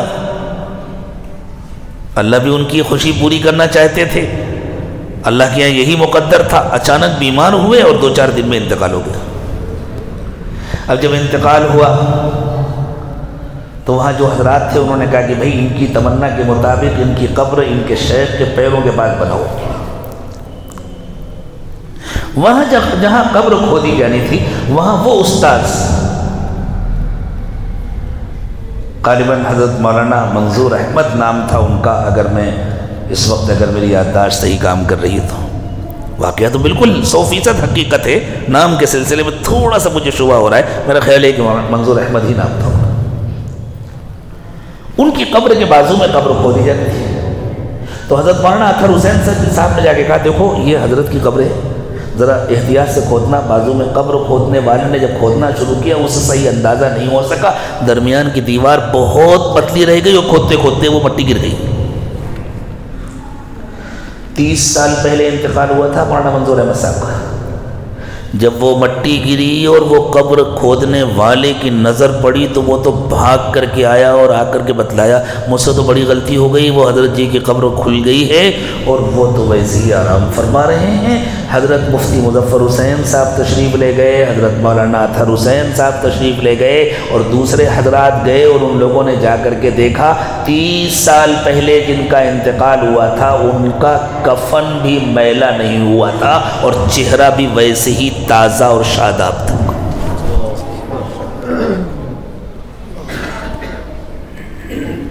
کوئی بڑا سے بڑا میڈیکل سائنس کا ماہر کہہ سکتا ہے کہ ایسا ہو سکتا ہے؟ لیکن اللہ چاہے تو ہوتا ہے، اللہ دکھاتے ہیں نمونے۔ آج دوپہر میں نے واقعہ سنایا، سیدنا حمزہ رضی اللہ تعالی عنہ، ان کی قبر میں پانی آنے لگا تھا، ابھی 20ویں صدی کا واقعہ ہے، بہت زیادہ عرصہ بھی نہیں گزرا، ان کی قبر میں پانی آنے لگا تھا، بڑی بارش ہوئی تھی احد کے میدان میں، تو سعودی عرب نے علماء کی ایک ٹیم بنائی تھی اور رات کے وقت میں ان کی قبر کھول کر کے ان کو منتقل کیا گیا۔ ابھی حضرت حمزہ کی جہاں قبر ہے، جو کمپاؤنڈ بنا ہوا ہے جس کے اندر قبر ہے، جہاں جاتے ہیں اور سلام پڑھتے ہیں، یہ بعد میں بنی ہے، یہ ہمیشہ سے یہاں نہیں ہے، شروع سے جب حضرت حمزہ شہید ہوئے تھے تب سے وہ یہاں دفن نہیں ہے، بعد میں یہاں دفن کیے گئے، سعودی حکومت کے زمانے کی بات ہے۔ تو عراق کے ایک بڑے مشہور عالم تھے شیخ محمود الصواف، وہ بیان کرتے ہیں کہ میں بھی اس ٹیم کے اندر تھا، ہم لوگوں نے حضرت حمزہ کی قبر کھولی اور باہر نکالا تو پورا جسم ویسے ہی محفوظ تھا، کفن بھی محفوظ تھا۔ آپ اپنی الماری کے اندر کپڑا رکھ دیں تو چند سالوں میں بوسیدہ ہو جاتا ہے، اور 1300-1400 سال گزر جانے کے بعد وہ کفن بھی ویسے ہی محفوظ تھا۔ اور اس سے زیادہ حیرت کی بات انہوں نے فرمایا کہ جہاں نیزہ لگا تھا حضرت حمزہ کے، حضرت وحشی نے جو نیزہ مارا تھا تو وہ پیٹ میں لگا تھا، تو جہاں نیزہ لگا تھا حضرت حمزہ کا، حضرت حمزہ رضی اللہ تعالی عنہ کا ہاتھ اس زخم کے اوپر یوں رکھا ہوا تھا۔ یوں فرماتے ہیں مجھے خیال آیا کہ میں ہاتھ سیدھا کر دوں، مردے کا ہاتھ سیدھا ہونا چاہیے، کہتے میں نے ہاتھ سیدھا کیا تو بالکل نرم ہاتھ تھا جیسے کسی زندہ انسان کا، وہ سیدھا ہو گیا، وہ سیدھا تو ہو گیا لیکن اس زخم سے خون بہنے لگا، ہاتھ سیدھا ہو گیا، اس زخم سے خون بہنے لگا، اور آہستہ آہستہ ہاتھ خود سے اٹھا اور وہیں آ کر پھر رکھ گیا، اور جب رکھ گیا تو خون بہنا بند ہو گیا۔ شیخ محمود الصواف کہتے ہیں کفن کے اوپر اس خون کا دھبا نظر آنے لگا تھا۔ ہمارے پڑوس کے ملک کے ایک ڈاکٹر صاحب تھے، ڈاکٹر نور احمد، انہوں نے برزخ کی زندگی سے متعلق بہت سارے واقعات لکھے، پوری ایک کتاب ہے ان کی برزخی زندگی سے متعلق۔ بہت زمانے تک وہ سعودی عرب میں رہے، دعوت سے ان کا تعلق تھا، جماعتوں میں بھی نکلتے تھے، جماعتیں نکالتے تھے، بڑی محنت کرتے تھے، بزرگوں سے تعلق تھا اور بڑے ڈاکٹر تھے۔ تو وہ کہتے ہیں وہ سعودی عرب کے کسی شہر میں تھے، زیارت کے لیے مدینہ طیبہ آئے ہوئے، تو اس زمانے میں وہاں دواخانے بہت کم ہوتے تھے، تو جو پڑوس کے ملک کا سرکاری دواخانہ تھا، وہاں کے جو ڈاکٹر صاحب تھے اتفاق سے اس دن وہ بیمار ہو گئے تھے، تو انہوں نے کہا کہ میری طبیعت ٹھیک نہیں ہے، مریض آئیں گے پریشان ہوں گے، تو ایسا کریں آج میری جگہ آپ بیٹھ جائیں۔ تو ڈاکٹر نور احمد کہتے ہیں میں بیٹھ گیا۔ ایک بندہ آیا دیہاتی غریب، اور اس نے کہا کہ میرا مریض ذرا دور ہے اور میں لے کر آنے کی پوزیشن میں نہیں ہوں، ہمارے پاس کوئی سواری بھی نہیں ہے، اور مریض بہت بوڑھا ہے، چلنے کی پوزیشن میں نہیں ہے، تو آپ چل کر کے دیکھ لیں۔ یہ کہتے ہیں میں نے سوچا بھائی مدینے والے ہیں، ان کا اکرام ضروری ہے، حضور کے شہر کے لوگ ہیں۔ تو ڈاکٹر صاحب کہتے ہیں میں گیا، وہ احد کے قریب میں چھوٹی سی آبادی تھی اور وہاں ایک جھوپڑا تھا، وہاں وہ مریض بیچارہ لیٹا ہوا تھا۔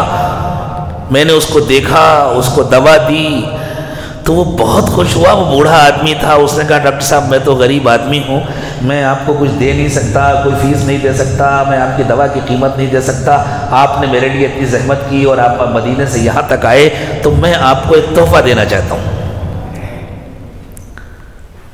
تو ڈاکٹر صاحب نے سوچا پیسے تو ہیں نہیں اس کے پاس، کیا تحفہ دینا چاہتا ہے؟ کہا ڈاکٹر صاحب حضرت حمزہ کی جو قبر کھودی گئی تھی نا میں نے کھودا تھا، میں نے کھودا تھا، میں نے حضرت حمزہ کی زیارت کی تھی، اور جب میں کھود رہا تھا تو میری کدال غلطی سے حضرت حمزہ کے انگوٹھے میں لگ گئی تھی اور وہاں سے تازہ خون نکلنے لگا تھا۔ یہ واقعہ میں نے پہلے پڑھا تھا۔ شیخ محمود الصواف کا واقعہ بعد میں پڑھا تو مجھے بڑی فکر تھی کہ یہ واقعہ کب ہوا، حضرت حمزہ کی قبر کیوں کھودی گئی تھی، کیوں کھودی گئی اور کب کھودی گئی تھی. لیکن بعد میں جب پوری تفصیل پڑھی تو پتہ چلا کہ اچھا ایسا ایسا ہوا تھا اور اس کے نتیجے میں وہ کھودی گئی تھی. تو اس بوڑھے نے کہا کہ ڈاکٹر صاحب میں آپ کو بتلا رہا ہوں، میں نے حضرت حمزہ کی زیارت کی تھی اور وہ انگوٹھا جس میں کدال لگ گیا تھا اس سے خون بہنے لگا تھا. اور آپ اگر مجھے معلوم نہیں انگریزی میں آپ کیسے سرچ کریں گے، ہماری تو عربی زبان ہے، عربی میں اگر آپ سرچ کریں گے گوگل پر تو حضرت حمزہ رضی اللہ تعالیٰ عنہ کے پیر کے انگوٹھے سے خون نکلنے کا واقعہ بھی نظر آئے گا. اور اگر آپ تحقیق کرنے میں کامیاب ہو گئے، نکالنے میں کامیاب ہو گئے تو حضرت حمزہ کے انگوٹھے کا فوٹو بھی آپ کو گوگل پر نظر آ جائے گا. مجھے یاد نہیں ہے کہ کس لنک سے میں نے دیکھا تھا، لیکن ایک مرتبہ مجھے مل گیا تھا. میں نے بہت دنوں تک اس کا اسکرین شاٹ اپنے پاس رکھا تھا، لیکن پھر وہ موبائل چینج وینج ہوا اور اس کی وجہ سے وہ چلا گیا. پھر تلاش کیا جائے تو پھر مل جائے گا.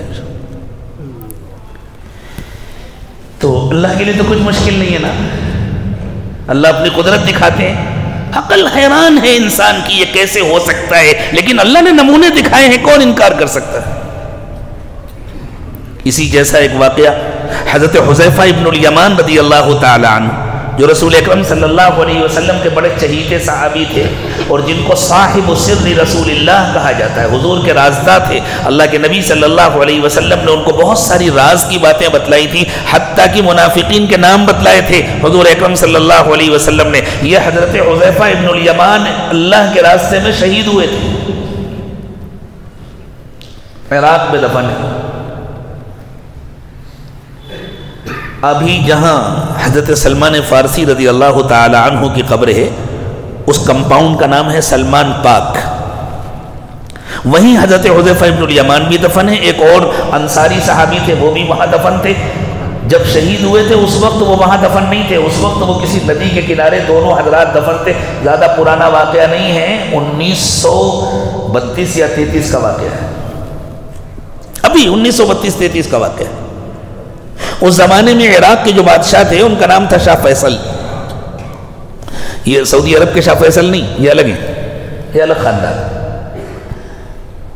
وہ جو شریف مکہ جس نے خلافت عثمانیہ سے بغاوت کی تھی اور جس کو انگریزوں نے یہ لالچ دی تھی کہ ہم تم کو خلیفۃ المسلمین بنا دیں گے،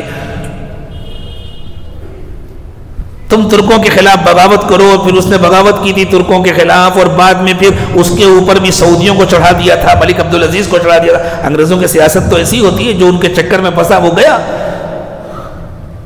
تو پھر انگریزوں نے اس کو مطمئن کرنے کے لیے اس کے ایک بیٹے کو اردن کی بادشاہت دی تھی، ایک بیٹے کو عراق کی بادشاہت دی تھی. عراق کی بادشاہت تو کچھ دنوں کے بعد ختم ہو گئی تھی، اردن میں اب تک چلی آ رہی ہے.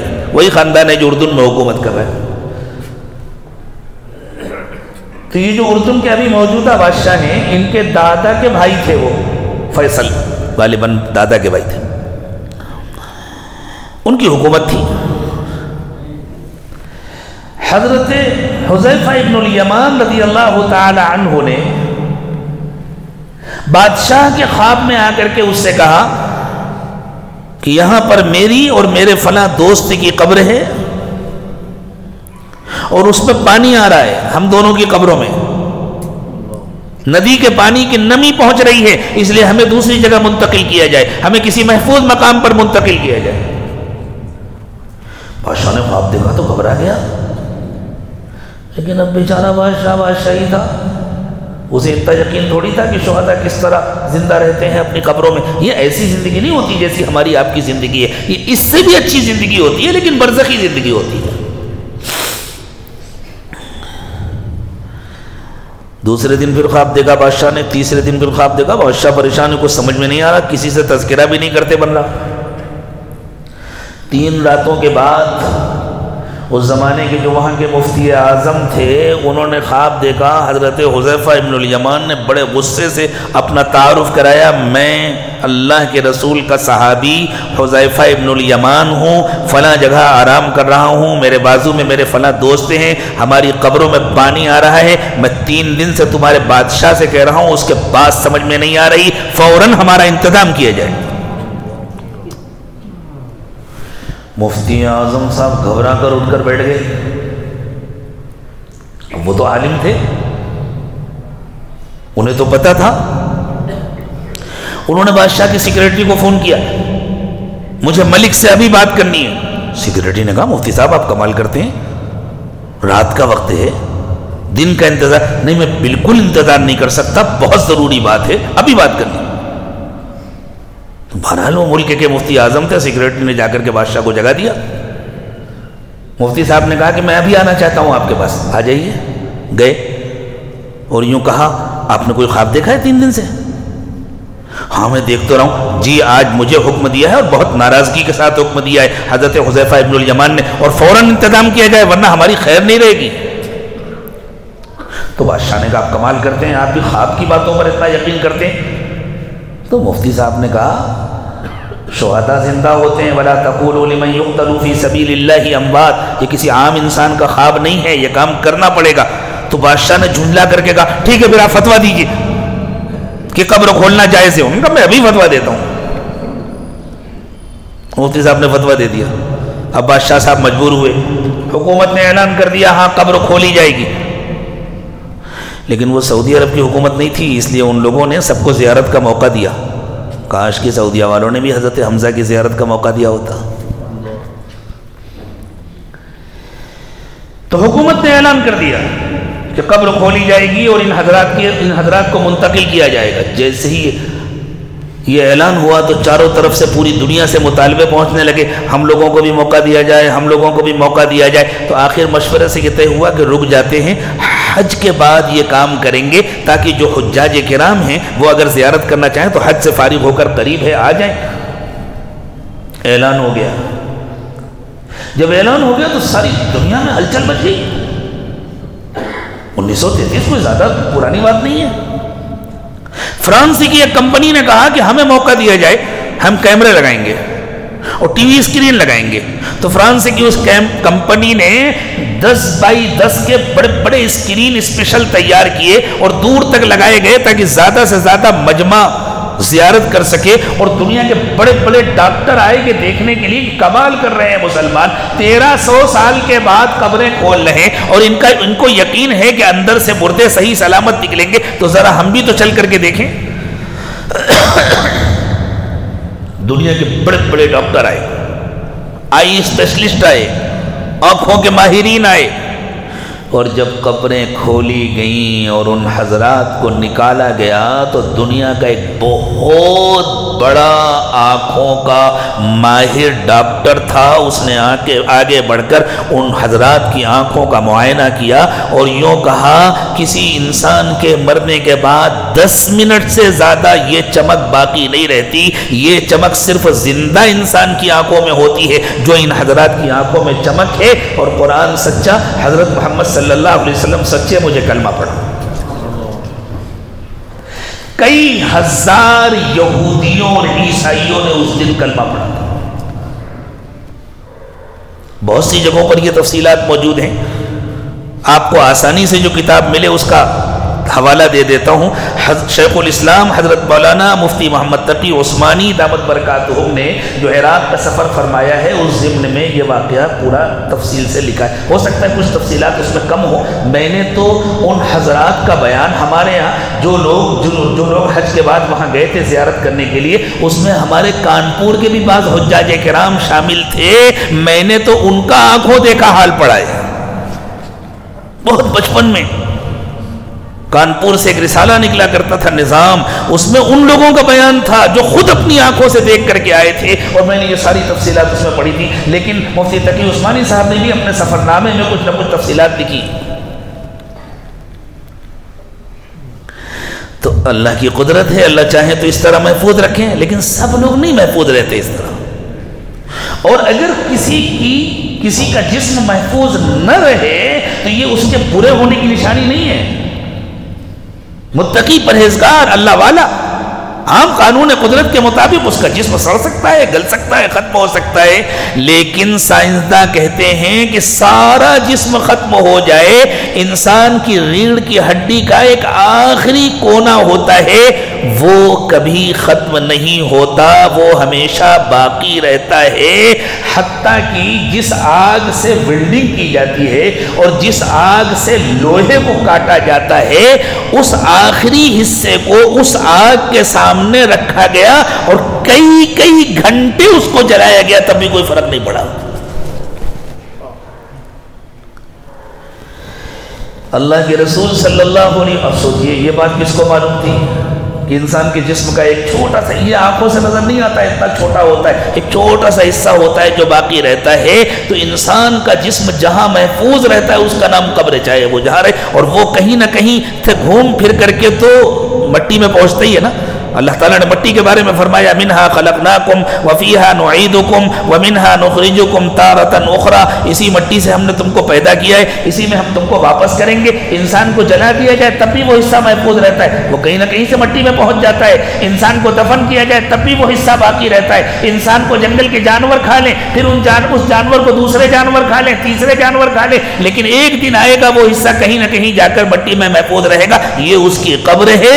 جب وقت آئے گا تو یہاں سے اسے اٹھایا جائے گا، اور جس طرح سوکھی ہوئی زمین پر بارش ہوتی ہے تو سبزہ اگتا ہے، پودے اگتے ہیں، اور ہم بھی تو زمین سے پودوں ہی کی طرح اگے ہیں۔ اللہ تعالیٰ نے انسانوں کے بارے میں فرمایا وَاللَّهُ أَنبَتَكُم مِّنَ الْأَرْضِ نَبَاتًا، اللہ نے تمہیں زمین سے اگایا ہے۔ ٹھیک ہے، ہم زمین ہم کو پکڑے نہیں رہتی، ہم چلتے پھرتے ہیں، لیکن جیسے پودوں کو زمین سے غذا ملتی ہے، ہمیں بھی زمین سے غذا ملتی ہے۔ جیسے پودوں کی اصل زمین میں، ہماری اصل بھی زمین میں ہے، مٹی سے تو بنے ہیں۔ ہاں، اللہ تعالیٰ نے اس میں روح داخل کی۔ تو حضور اکرم صلی اللہ علیہ وسلم نے ارشاد فرمایا کہ جیسے سوکھی زمین پر بارش ہوتی ہے تو سبزہ اگتا ہے، اس طرح جب اللہ تعالیٰ انسانوں کو اٹھانا چاہیں گے اور جب سور پھونکی جائے گی تو ایک مخصوص قسم کی بارش ہوگی اور تمام لوگ اپنی قبروں سے نکل آئیں گے اور پورے جسم کے ساتھ نکل آئیں گے۔ جسم مل جائے گا ان کو، اسی مٹی سے تو پہلے بھی جسم ملا تھا، اسی مٹی سے دوبارہ جسم مل جائے گا۔ اس کو یوں سمجھیں جیسے رات میں ہم نے ایک کپڑا اتار کر کے لٹکا دیا، اب وہ مشین میں چلا گیا دھلنے کے لیے، صبح دوسرا کپڑا پہن لیا، اسی طرح ایک جسم چلا گیا دوسرا جسم اللہ دے دیں گے۔ یہ لباس ہی تو ہے، اصل تو روح ہے۔ تو اس مٹی کے اندر سے اللہ ساری مخلوق کو اٹھائیں گے۔ یومئذ یصدر الناس اشتاتا، اس دن انسان نکلیں گے، سب نکلیں گے، اور کاہے کے لیے نکلیں گے؟ قرآن کہتا ہے لِيُرَوْا أَعْمَالَهُمْ، تاکہ ان کو ان کے اعمال دکھائے جائیں۔ اس لفظ کی اہمیت کو سمجھیے، یوں نہیں کہا قرآن نے کہ انسان نکلیں گے تاکہ ان کو ان کے اعمال بتلائے جائیں، ان کو خبر دی ہے۔ کیا اللہ کے بعد الفاظ کی کمی ہے؟ یہ کوئی اتفاقی لفظ تو نہیں ہے۔ قرآن کہہ رہا ہے لِيُرَوْا أَعْمَالَهُمْ، انسانوں کو ان کی زندگیاں دکھائی جائیں گے۔ یہ تم چل رہے ہو، یہ تم بیٹھ رہے ہو، یہ تم پھر رہے ہو، یہ کام کر رہے ہو، یہ کام کر رہے ہو، یہ کام کر رہے ہو، کسی کی ہمت نہیں ہوگی کہ انکار کر سکے۔ تو وہ آپ کہیں گے اگر 10 منٹ کا ویڈیو بنایا گیا تو اس کو دیکھنے میں کتنا وقت لگتا ہے؟ 10 منٹ لگتے ہیں نا۔ 1 گھنٹے کا بنایا گیا تو 1 گھنٹہ لگتا ہے، تو 60 سال کا ویڈیو تیار ہوا تو کیا 60 سال لگیں گے دیکھنے میں؟ نہیں۔ زمان اور مکان کی پابندیاں زندگی میں ہیں، اس دنیا کی زندگی میں ہیں۔ اس دنیا سے نکلنے کے بعد زمان و مکان کی پابندیاں ختم ہو جاتی ہیں۔ جب زمان و مکان کی پابندیاں ختم ہو جاتی ہیں تو 60 سال کی زندگی کو دیکھنے میں 60 سیکنڈ بھی نہیں لگیں گے۔ ایک تازہ واقعہ سنا دیتا ہوں آپ کو۔ میں آپ لوگوں کا کچھ زیادہ وقت تو نہیں لے رہا، حالانکہ میں اپنا زیادہ وقت لے رہا ہوں، مجھے ابھی انشاءاللہ بنگلور جانا ہے، لیکن چلیں تھوڑی سی اور بات ہو جائے، اللہ کرے گی، اللہ کا کلام سمجھ میں آ جائے ہمارے۔ دنیا میں بہت سارے ایسے انسان ہیں جن کو اللہ نے موت کا تجربہ کرایا، ہزاروں لوگ ہیں۔ موت تو نہیں آتی، موت تو اپنے وقت پہ آئے گی، جس طرح نیند بھی ایک چھوٹی سی موت ہے، نیند کے بارے میں رسول اللہ صلی اللہ علیہ وسلم نے فرمایا کہ نیند موت کی بہن ہے۔ اللہ تعالیٰ نے قرآن پاک میں ارشاد فرمایا اللہ یتوفی الانفس حین موتہا، جب کسی کی موت آتی ہے تو اللہ جان نکال لیتے ہیں۔ واللتی لم تمت فی منامہا، اور ابھی جس کی موت نہیں آئی اللہ اس کی بھی جان نکال لیتے ہیں جب وہ سوتا ہے۔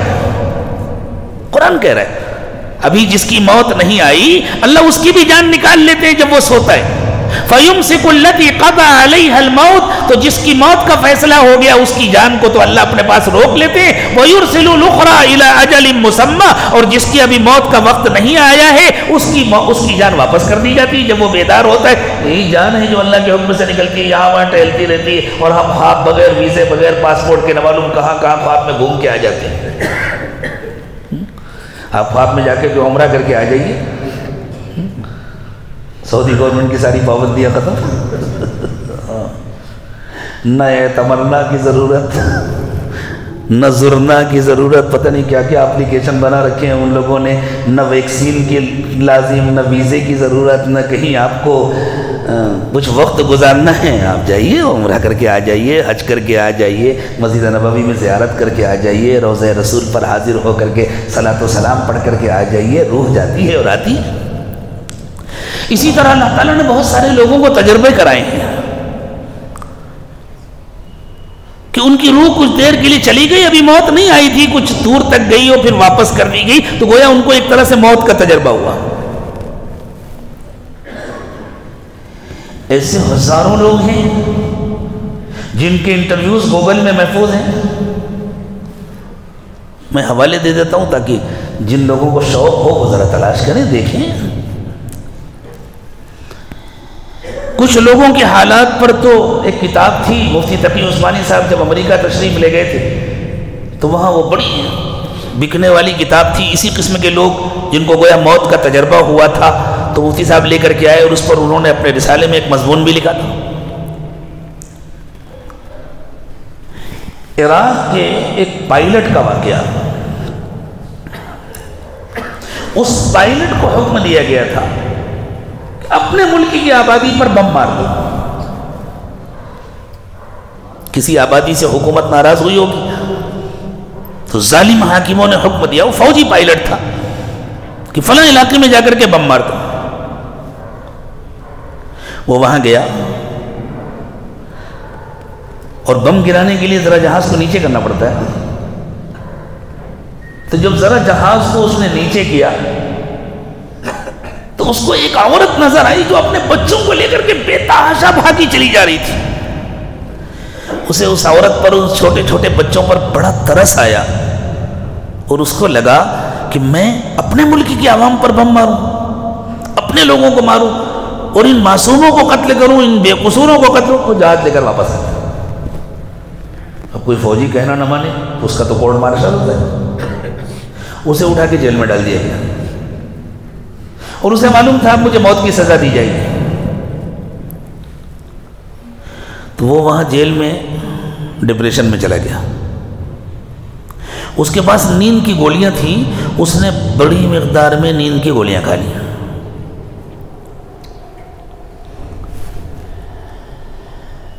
جب اس کی آنکھ کھلی تو وہ اسپتال میں تھا۔ ایک ڈاکٹر قریب آیا تو پہلے تو وہ کہتا ہے کہ میں ڈرا کہ کہیں کوئی حکومت کا جاسوس نہ ہو۔ جب مجھے اندازہ ہوا کہ نہیں یہ حکومت کا جاسوس نہیں ہے تو میں نے اس کو اپنا کچھ واقعہ بتلایا۔ یہ جب اسپتال میں لایا گیا تو ڈاکٹروں نے یہ طے کر دیا کہ اس کی موت ہو چکی ہے، فزیکلی یہ مر گیا، روح نکل گئی تھی جسم سے۔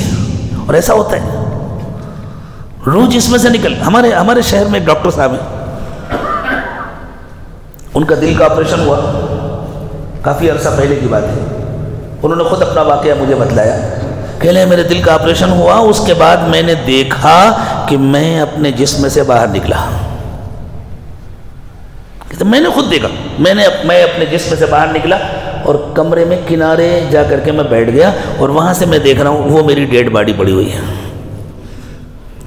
اور کہتے ہیں میں ڈاکٹر جو سرجن تھے وہ اور ان کی بیوی، دونوں بیوی سپورٹ کرتی تھی، دونوں ڈاکٹر تھے، وہ کہتے ہیں میں ان کی باتیں سن رہا ہوں، وہ لوگ افسوس کر رہے ہیں کہ بیچارہ ختم ہو گیا، آپریشن ناکام ہو گیا، بیچارہ مر گیا، ختم ہو گیا. کہتے ہیں میں وہاں بیٹھا ہوا تھا، میں اپنی باڈی کو دیکھ رہا تھا اور میں ان کی باتیں سن رہا تھا، اور اس کے بعد تھوڑی دیر کے بعد ان لوگوں نے کہا ایک کوشش اور کر لیتے ہیں، کیا نقصان ہے. پھر سے مشین لگایا، کچھ پھونکنا وھونکنا شروع کیا، کچھ دل میں پمپنگ کی.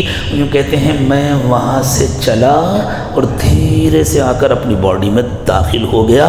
پھر آپریشن کامیاب ہو گیا. جب ہوش آیا تو ڈاکٹر نے آ کر کے ان کو مبارکباد دی، اور یہ خود بھی ڈاکٹر ہیں اچھے، تو ان کو آ کر کے ڈاکٹر نے تھپتھپا کر کہا کہ ڈاکٹر تم مر گئے تھے، تمہیں دوسری زندگی ملی ہے. تو انہوں نے کہا مجھے سب معلوم ہے. اور جب یہ اچھے ہوئے تو انہوں نے اس ڈاکٹر کو سنایا کہ ایسا ایسا ہوا تھا اور تم لوگ یہ باتیں کر رہے تھے. وہ لوگ حیران تمہیں کیسے پتہ چلا، تم تو بے ہوش تھے پر تم تو مر گئے تھے. چونکہ ابھی موت کا وقت نہیں آیا تھا، لیکن ایسے تجربات اللہ تعالیٰ کراتے ہیں بعض انسانوں کو تاکہ انسانوں کے سامنے آخرت کے نمونے آ جائیں کہ ابھی موت کا وقت نہیں آیا. نیند میں جتنی روح نکلتی ہے، جتنا جسم سے تعلق ختم ہوتا ہے، اس سے زیادہ ختم ہو گیا، بالکل نکل گئی، لیکن ایک مقام تک جا کر کے واپس کر دیا جاتا ہے کہ نہیں ابھی موت کا وقت نہیں آیا. تو یہ ڈاکٹر، یہ جو پائلٹ تھا، اس کی بھی روح نکل گئی تھی. یہ پائلٹ کہتا ہے مجھے لے جایا گیا، ایک خاص مقام تک لے جایا گیا، ایک سرنگ کے ذریعے سے میں گیا، اور وہاں جانے کے بعد مجھ سے جو کہا گیا، یوں کہتے ہیں سب سے پہلے تو مجھ سے سوال کیا گیا تم نے خودکشی کیوں کی؟ زندگی تو ہماری دی ہوئی امانت تھی نا، تمہیں زندگی کو ختم کرنے کا حق نہیں. میں گھبرا گیا بالکل. اور یہ کہتا ہے آواز آ رہی تھی، کہاں سے آ رہی نظر نہیں آ رہا تھا، بس ایک نور نظر آ رہا تھا اور اس سے آواز آ رہی تھی، اور اس طرح نہیں آ رہی تھی جیسے دنیا میں آتی ہے، جیسے آ کر کے کانوں سے سنائی دیتی ہے. بس ایسا لگ رہا تھا کہ میں سن رہا ہوں. کیسے آ رہی تھی میں بتلا نہیں سکتا. زیادہ پرانا واقعہ نہیں ہے، صدام کے زمانے کا واقعہ ہے. پھر یوں کہتا ہے جب مجھ سے کہا گیا کہ زندگی میری امانت ہے، تم نے کیسے ختم کیا؟ تو وہ کہتا ہے میں تو گھبرا گیا اور میں نے معافی مانگی کہ غلطی ہو گئی، ان لوگوں کا ایسا رویہ تھا، میرے ساتھ جیل میں پتہ نہیں کیا کرتے. تو کہا یہ آواز آئی تم کو چونکہ انسانوں پر ترس آیا تھا، تم نے بے قصوروں پر بم نہیں گرایا، اس لیے ہم نے تمہاری غلطی معاف کر دی. ہم نے تمہاری غلطی معاف کر دی. اور اس کے بعد وہ کہتا ہے مجھ سے کہا گیا ذرا اپنی زندگی دیکھو. وہ کہتا ہے جو میں نے سامنے دیکھا تو میری پوری زندگی سامنے آ گئی، پوری زندگی بچپن سے لے کر کے اب تک کی پوری زندگی سامنے آ گئی. اور جن آفیسران نے اس کا کورٹ مارشل کیا تھا اور جو اس کے لیے موت کا فیصلہ لکھنے والے تھے یا لکھ چکے تھے، ان آفیسران کے بارے میں بتلایا گیا کہ پرسوں وہ سب مر جائیں گے. اور پھر یوں کہتے ہیں کہ مجھے دکھایا گیا کہ ایک جہاز میں وہ سب سفر کر رہے ہیں، وہ جہاز جا رہا ہے اور پھر وہ جہاز کریش ہوا، گرا، حادثہ پیش آیا اور سب مر گئے. اس نے دیکھ لیا، اس نے ڈاکٹر کو بتلایا ڈاکٹر پرسوں فلاں فلاں مر جائیں گے، ان کے جہاز کا حادثہ ہو جائے گا. تو ڈاکٹر سمجھا شاید اس کے دماغ پر کچھ اثر ہو گیا ہے. اور 2 دن کے بعد جب وہ وقت آیا جو بتلایا گیا تھا، وہ کہتا ہے مجھے وہ جہاز دکھایا گیا تھا، یہ جہاز آ رہا ہے اور اس میں وہ لوگ بیٹھے ہیں اور اس طرح حادثہ ہو رہا ہے. کہتے ہیں کہ میں نے جب وہاں اسپتال میں رہتے ہوئے اخبار پڑھا تو حادثے کی وہی تفصیلات اخبار میں موجود تھی. مجھے صرف ایک جملہ آپ کو سنانا تھا اس کا کہ اس کو پوری زندگی دکھائی گئی اس چند سیکنڈوں کے اندر. ایسے بہت سارے انٹرویوز ہیں کہ جب ان سے پوچھا گیا کہ آپ کو زندگی کتنی دیر میں دکھائی گئی، تو کہا 1 سیکنڈ بھی نہیں لگا. شاید سیکنڈ کا بھی کوئی 1000واں حصہ ہو، اس میں ہم کو ہماری پوری زندگی دکھا دی گئی. تو انسان کی پوری زندگی انسان کے سامنے آ جائے گی، وہاں زمان و مکان کے حدود و قیود ختم ہو جائیں گے. اللہ فرماتے ہیں یومئذ یصدر الناس اشتاتا لیروا اعمالهم. اس دن سارے انسانوں کو ان کی قبروں سے نکالا جائے گا، وہ سارے اٹھ کر کے آئیں گے تاکہ ان کو ان کے اعمال دکھائے جائیں. کتنا مشکل تھا اس لفظ کے حقیقی معنی کو سمجھنا اس وقت جب قرآن نازل ہوا تھا، لیکن آج کتنا آسان ہے اس کو سمجھنا. پوری زندگی دکھائی جائے گی. فَمَن يَعْمَلْ مِثْقَالَ ذَرَّةٍ خَيْرًا يَرَهُ. جس نے ذرہ برابر کوئی نیکی کی ہوگی اس کو اپنی آنکھوں سے دیکھے گا. ذرہ بہت چھوٹا ہوتا ہے، بہت معمولی ہوتا ہے. قدیم عربی زبان میں ذرہ ایک بہت چھوٹی باریک لال رنگ کی چیونٹی کو کہتے تھے، اور اس زمانے کی زبان میں ذرہ آئٹم کو کہتے ہیں، اور آئٹم کتنا چھوٹا ہوتا ہے، اسی لیے آئٹم بم کو اس زمانے میں عربی میں القنبلۃ الذریہ کہتے ہیں، ذرے والا بم۔ کوئی چیز بھی چھپی نہیں رہ جائے گی، انسان کسی چیز کو اللہ سے نہیں چھپا سکتا۔ تنہائیوں کے گناہ وہی کرتا ہے جس کو یقین نہیں ہے کہ اللہ دیکھ رہے ہیں، اور جب یقین نہیں ہے تو پہلے ایمان بنانے کی ضرورت ہے، ایمان کا مسئلہ ہے۔ اللہ ہمیں یقین عطا فرما دے، کوئی چیز چھپی نہیں رہ سکتی اللہ سے، چاہے جتنی چھوٹی نیکی ہو اس کی بھی ایک قیمت ہے اور وہ بھی نظر آئے گی اور اس کا بھی اجر ملے گا، اور چاہے جتنا چھوٹا گناہ ہو اس کی بھی ایک نحوست ہے اور وہ گناہ بھی نظر آئے گا اور اس کی بھی سزا ملے گی۔ فَمَن يَعْمَلْ مِثْقَالَ ذَرَّةٍ خَيْرًا يَرَهُ، جس نے ذرہ برابر نیکی کی ہوگی اس نیکی کو وہ اپنی آنکھوں سے دیکھے گا، چاہے دنیا میں وہ اتنی چھوٹی نیکی ہو کہ آنکھوں سے نظر نہ آتی ہو، لیکن وہاں نظر آئے گی۔ اور صرف ظاہر میں کیے ہوئے اعمال نہیں، نیتیں نکالی جائیں گی۔ ایک دوسرے مقام پر اللہ تعالیٰ نے فرمایا وَحُصِّلَ مَا فِي الصُّدُورِ، سینوں کے اندر جو چھپی ہوئی نیتیں ہیں، سینوں کے اندر جو چھپے ہوئے ارادے، ان کو نکالا جائے گا اور اعمال کے ساتھ جوڑا جائے گا۔ وَمَن يَعْمَلْ مِثْقَالَ ذَرَّةٍ شَرًّا يَرَهُ، اور جس نے ذرہ برابر برائی کی ہوگی اس برائی کو بھی وہ اپنی آنکھوں سے دیکھے گا۔ میرے دوستو، یہ ہونے والا ہے، یہ ہونا یقینی ہے۔ کب ہوگا اللہ کو معلوم ہے۔ دنیا کی زندگی چاہے جتنی لمبی ہو جائے، ہماری زندگی تو چھوٹی ہے نا۔ اور انسان کے بارے میں رسول اللہ صلی اللہ علیہ وسلم نے ارشاد فرمایا من مات فقد قامت قیامتہ، جس کی موت آ گئی اس کی تو قیامت آ گئی، ہماری فائل تو بند ہو گئی، ہمارا عمل نامہ تو محفوظ ہو گیا۔ اب جب وقت آئے گا تو سب نکالا جائے گا، اور یہ وقت زیادہ دور نہیں ہے۔ قیامت کے دن جب انسان کو اٹھایا جائے گا اور اس سے پوچھا جائے گا کتنے دن گزرے، قبر میں کتنے دن رہے،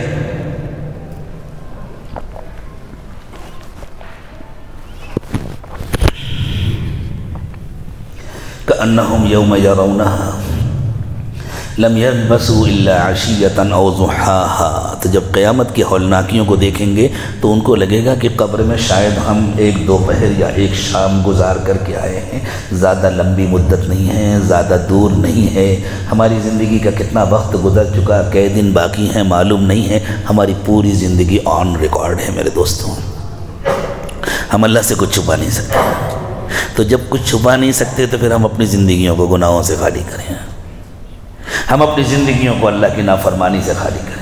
نہ ہم اپنے اعمال کو اللہ سے چھپا سکتے ہیں، نہ ہم اپنی نیتوں کو اللہ سے چھپا سکتے ہیں۔ ہم اپنی نیتوں کو بھی درست کریں، اپنے اعمال کو بھی درست کریں، اپنے زبان کے بول درست کریں، اپنی آنکھوں کا عمل درست کریں، اپنے کانوں کا عمل درست کریں، اپنی شہوتوں کو قابو میں کریں، اپنی خواہشات کو قابو میں کریں، اس لیے کہ ہمیں اللہ نے پیدا کیا ہے، ہمیں اللہ کے پاس جانا ہے۔ اب آدمی سوچتا ہے اتنے دن جو گناہ ہوئے اس کا کیا ہوا؟ اللہ کہتے ہیں سچی توبہ کرو، معاف کر دوں گا۔ لیکن سچی توبہ کے لیے ضروری ہے کہ پھر بعد کی زندگی اچھی ہو۔ اللہ میں سچی توبہ اگر کر لوں اور بعد کی زندگی اچھی بنا لوں تو میری 50 سال عمر گزر گئی، 60 سال عمر گزر گئی، اتنی عمر تو میری ضائع ہو گئی، اب کئی سال باقی رہ گئے ہیں، کئی ہفتے اور کئی مہینے باقی رہ گئے ہیں، اتنے دنوں میں میری جنت کیسے بن پائے گی؟ اتنی عمر جو ضائع ہو گئی اللہ اس کا کیا ہوگا؟ اللہ کہتے ہیں اگر توبہ سچی ہے تو پچھلے گناہوں، پچھلی زندگی کے گناہوں کو نیکیوں سے بدل دوں گا۔ إِلَّا مَن تَابَ وَآمَنَ وَعَمِلَ عَمَلًا صَالِحًا فَأُولَٰئِكَ يُبَدِّلُ اللَّهُ سَيِّئَاتِهِمْ حَسَنَاتٍ، جو واقعی سچی توبہ کر کے اپنی زندگی کو بدل لیتا ہے اس کے پچھلے گناہوں کو اللہ نیکیوں سے بدل دیتے ہیں۔ اس سے زیادہ محبت کا کوئی تصور ہے؟ اتنے محبت کرنے والے رب پر ہم قربان نہ ہو جائیں؟ پھر ہم جلدی سے سچی توبہ کر لیں۔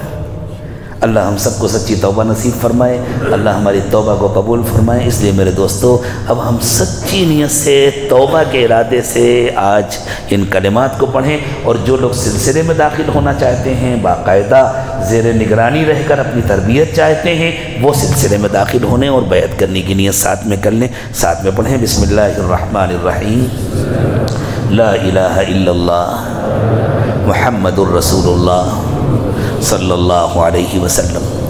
آمنت باللہ وملائکتہ وکتبہ ورسلہ والیوم الآخر والقدر خیرہ وشرہ من اللہ تعالی والبعث بعد الموت۔ آمنت باللہ کما ہوا باسمائہ وصفاتہ وقبلت جمیع احکامہ۔